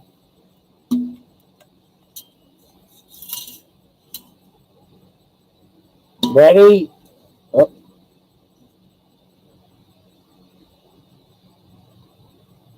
Let's jump together. Ready? All right. Go. Here we go. Hop, hop, hop. We won't stop. Look, he's trying to get out of his chains. He must have been working that chain while we weren't paying attention. We have to chain the little fella back up. Whoa! Look at that. Look at the little chain. He's trying to slip out of his chains. Thank God I checked on the little fella. Put his chains back on. He's a very, he doesn't like being chained up at all, the little fella. Well, you know why we have to keep the little fella chained up. Him and Mr. Obama, they don't get along. And every time I turn around, the little fella's out in the backyard digging a hole, trying to drag Mr. Obama into the hole, which is why we have to keep the chains on the little fella at all times. And also, because if you'll notice, if you put Mr. Obama too close to the little fella, what happens is, watch, look, it's a proximity thing. The little fella's over here, and Mr. Obama's over here, right? But the little fella has a big advantage. He's got a metal spoon. So when he smacks Mr. Obama in the face with the metal spoon, it's different than when Mr. Obama smacks him in the face with the cloth, with the cloth arm. Mr. Obama's like a baby smack, and the little fella could throw Mr. Obama a serious beating. But that's not the big problem. The little fella has to be chained up, because every time you unchain the little fella, he goes out into the backyard and starts digging friggin' holes everywhere. And then when he goes out, he drags the Obama doll out with him. And as soon as he's done with the hole, he's trying to put Mr. Obama into the new fresh dirt hole. So we cannot have Mr. Obama being buried out in the backyard, because then I'll have to go out in the backyard and unbury Mr. Obama, because Mr. Obama, he made me famous, and we love Mr. Obama. But the little fella, he's the new kid on the block.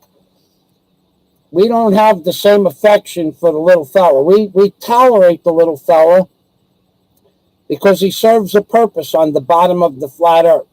He's the digger one, and that's what he's good at, digging holes on the bottom of the flat earth, baby. That's right, digging holes on the bottom of the flat earth. Right, Mr. Obama? Mr. Obama is headbutting the little fella. He's going, you tried to put me in a hole last night. I don't like you. And now the little fella's hanging upside down by his chains. He can't do much to defend himself. Not fair that I unleashed Mr. Obama on the little fella, but I love Mr. Obama. You love Mr. Steve Montelli loves Mr. Obama. Everybody loves Mr. Obama. Mr. Obama, go over there. Okay. Oh, he's up there now. I gotta get some cold water.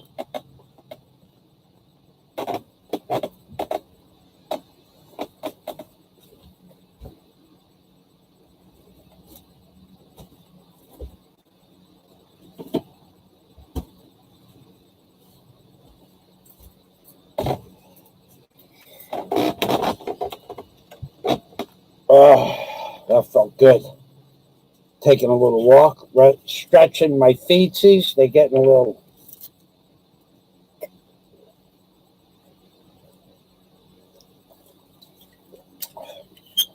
All righty. I'll go back to the comments and then I'm going to wrap it up, guys. Who wants? Is anybody here that would like me to call them? Scott, I would imagine you're going to sleep, Scott. But if you're going to be awake, I'll get Warren and me and you and we'll talk. Warren you have a good point, Warren. There were times when Mr. Obama, I would have liked to have buried Mr. Obama in the backyard, but now I love Mr. Obama, and I'm the only person here to protect Mr. Obama from the Digger One. The Digger One has got a piss poor attitude about Mr. Obama, and the fact that he wants to bury Mr. Obama, I can't allow that. I can't allow that. Mr. Obama made me a lot of money, Mr. Obama. Not as much as the pot. Well, you know what? Maybe he did.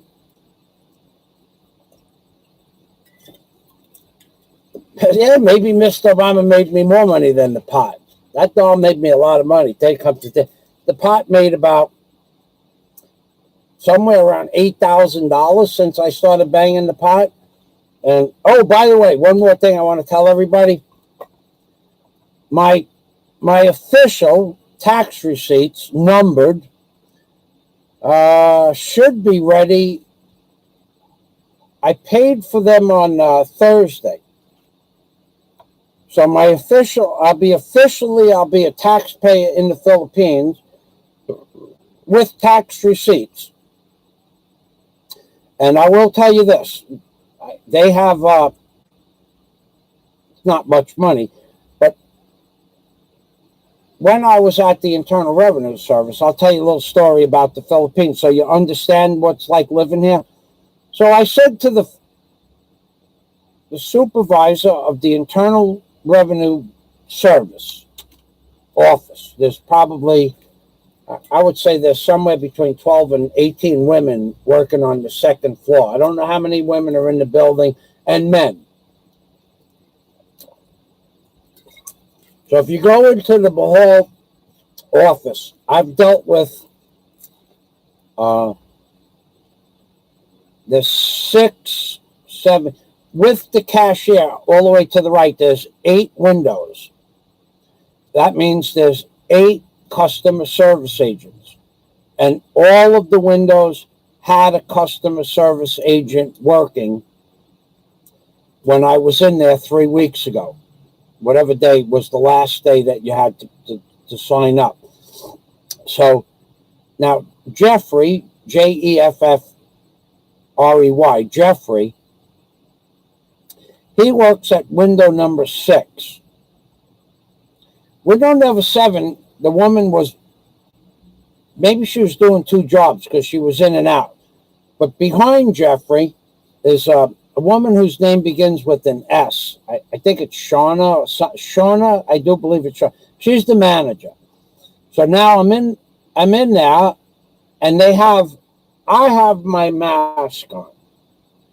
Then they have a table in front of the window number 6 where I was working with Jeffrey.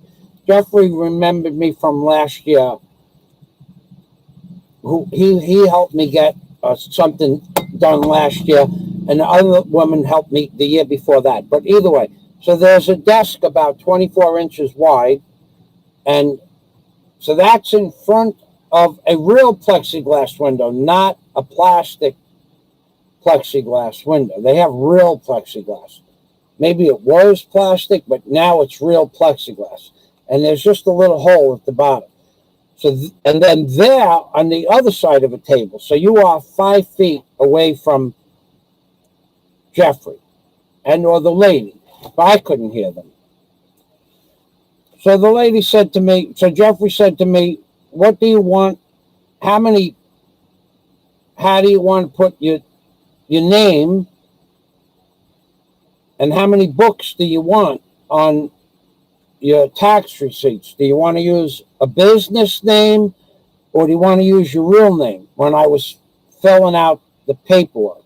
Once you fill out the paperwork in print or your handwriting, then they take it in the back and they type everything into the boxes, the appropriate boxes. So you fill out the boxes, and then they have a sheet exactly like the boxes that you filled out, and they type it in with the computer. That takes 2 hours and 15 minutes. Took 2 hours and 15 minutes last year. Took 2 hours and 15 minutes this year. Either way. So, but this year, I had to change from a private citizen payer of taxes for my real estate that I rent, and also I had to pay taxes on what I brought into the Philippines, equipment and goods. So I had to get a tax certificate last year that was different than the tax certificate from the year before that. So now I'm going to have a professional business license, what I have now, professional tax certificate. So Jeffrey says, how do you want your name on the tax receipt? So I said, Michael Fazio. And he goes, well, okay, so you'll have to put it on the same way it's on the forms. And I said, that's right. The same way it's on my passport, the same way it's on my forms, the same way it's on my driver's license, same way. And they didn't have to look at that. But last year, in order to get my tax certificate to bring equipment into the Philippines, I had to get an NBI clearance. Now, I want to talk to you about the NBI clearance, and I'm not joking about this. I'll talk to you about that. So I said to Jeffrey, all right, put my name. He has to fill it out. Then there are a board with like 15 people and printing shops all over the island of Bohol. They said, what shop? I don't care. Pick one for me. Pick one that's close to this building in case I have to come back. So they picked out one that's close to the building. So Jeffrey says, how many receipts do you want? I said, well, how often do I have to pay tax? He goes, 3 times a year, every month. So I said, well, how many can I get? He goes, you can get as many or as little as you want. So I said, well, if I got to get them 3 times a year, because you got to have them made up. I'm thinking it's a receipt, right? Receipt, tax receipt. It's a piece of paper, right? Like a piece of paper. So I said, well, 3 times a year, for 3 years, that's 12 receipts. Because I figure by then, Warren and I will have the hotel done, and we'll have different receipts with both our names on it, or we'll have the name of the hotel. So he goes, okay, so you want 12, right? I said, yeah, 12 receipts. So Shauna always comes over and says hello to me. And she came over and she goes, you want 12, Sir Michael? And I said, yeah. I said, I'm going to do it at least 3 times a year, right? She goes, yeah. And I said, well, within 2 years, my hotel will be done. So I'll just take 12 receipts in case I make a mistake. So she goes, okay. 12 it is. Like I did something funny, right? So I'm thinking 12 sheets of paper, right? 12 sheets of paper. That's what I ordered, 12 receipts, right? I didn't order 12. I said 12 receipts. So I get to the printer on Thursday, and she tells me this astronomical number. So I'm thinking 12 sheets of paper. How much could 12 sheets of paper cost to print? So she tells me 1,400 pesos. So I had my wallet out and I said, 1,400 pesos? Really? Because in order to get the receipts, you can't just go to a tax a printer on your own. You can go to any printer you want, but you got to give that printer's name to the customer service agent in the Internal Revenue, because they have to send permission that you paid your 800 pesos, I think it was, to get your tax ID. Once you pay that, and you have to pay stamps, 500 pesos, and 215 peso stamps, 530 pesos. They have, but that's the last thing you do. So they send permission to the printer, and with that, they put in your folder that they tell you need when you go to the tax office. You need to have a folder, and the reason you need to have a folder is because you're going to start accumulating paperwork. I thought the folder was for them. It's not for them. It's for you. I thought they were going to keep my folder when I was done last time. They gave me back the folder with a stack of papers in the folder. So when I went to the printer last Tuesday that just passed, the printer lady said, "Do you have your folder?" I said, "No." She goes, "Well, no." She goes, "What's your name?" And I said, "Well, you should have my name in your system." She goes, "No, let me call up Jeffrey," because I said, "Call Jeffrey." So she knew Jeffrey's number. They talk to each other every day. And Jeffrey says, "Well, he's got that paperwork in the folder." So the girl says to me, "Do you have your folder with me?" I said, "No." She goes, "You got to bring your folder." 1921 form. I said, "Okay." So I left. You know, I had to go back on Thursday to get my sneakers because I didn't have and that's where I had to get the doll. Okay, I had shit to do, important shit, and I needed gulai vegetables. So I go back on Thursday, and the girl tells me 14. She takes the 1921 form out, and two more or three more. I don't know how many. She took them all out. I looked inside. There wasn't much left. So she goes, "Come back on Tuesday." And I says, "Okay." She goes, "Give me 1,400 pesos." For what? For 12 sheets of paper? Because by this time, we had already laughed about my water bottle face mask. And by this time, I had them doing selfies with me in front of the counter. They all came out from behind the counter to do a selfie with the guy with the water bottle on his head. And one guy and one girl that worked there did a video of them with me. I didn't do a video of me with them. Everybody wants to take a selfie with the guy with the water bottle on his head. So I said, "For what? For 12 sheets of paper?" She goes, No, 12 books. It's 12 books. What do you mean 12 books? So she goes, and she shows me a tax receipt book. It's about this big. Not that big. It's about 4.5 or 5 inches tall and about 7 inches wide. And she showed me a real tax receipt book.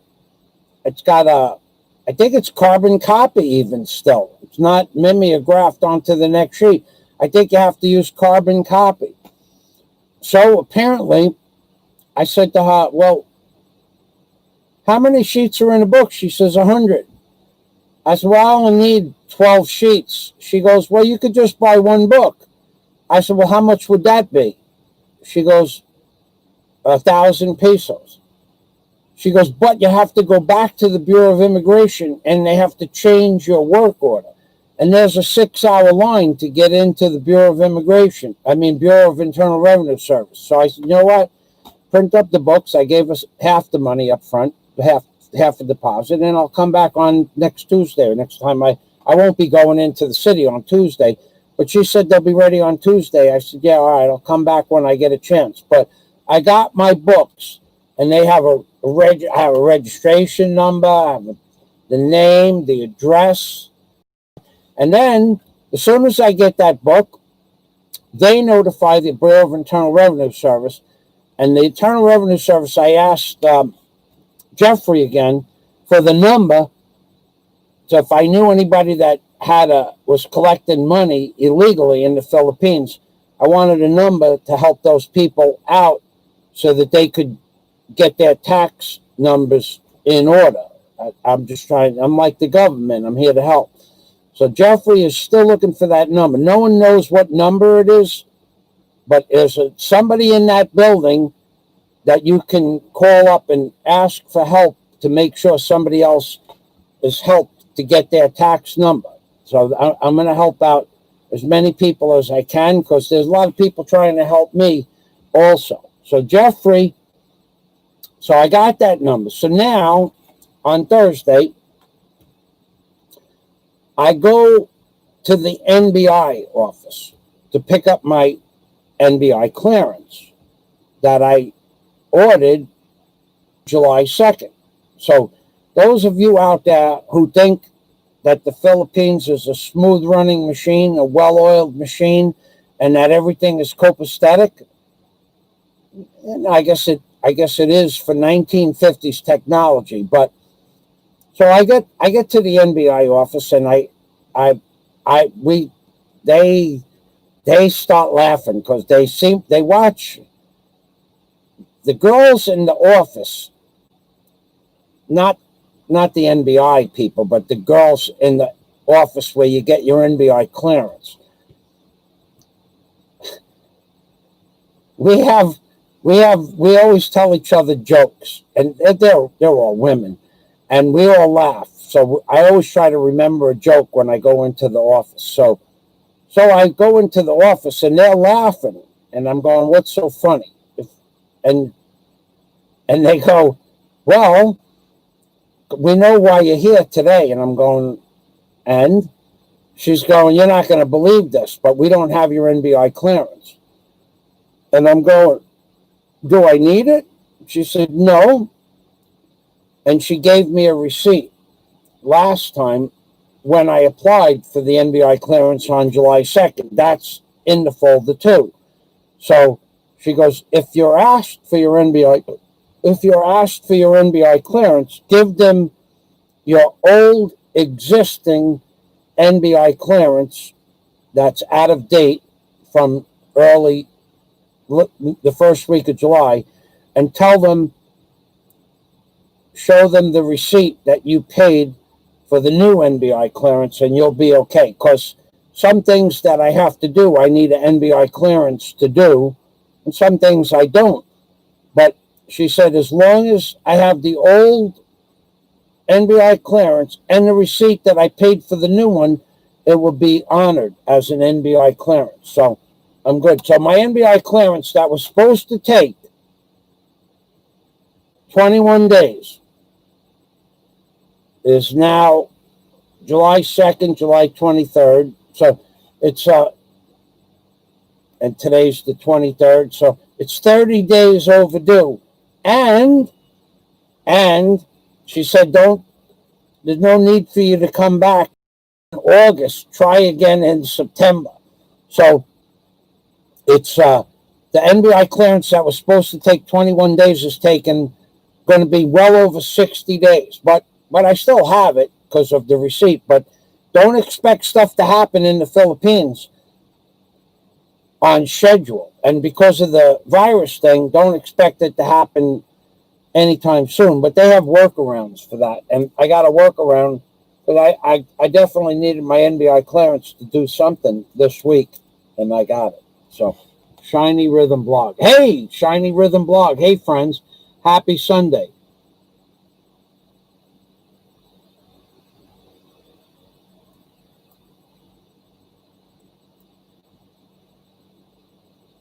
Jack, I'm finishing sleeping. Jack is on a different schedule. I talked to Jack. Jack gets up. Actually, Jack's on an altogether different schedule. Hello, Shiny Rhythm Blog. Thank you for stopping by. Mr. Obama's been a lot of fun, LOL.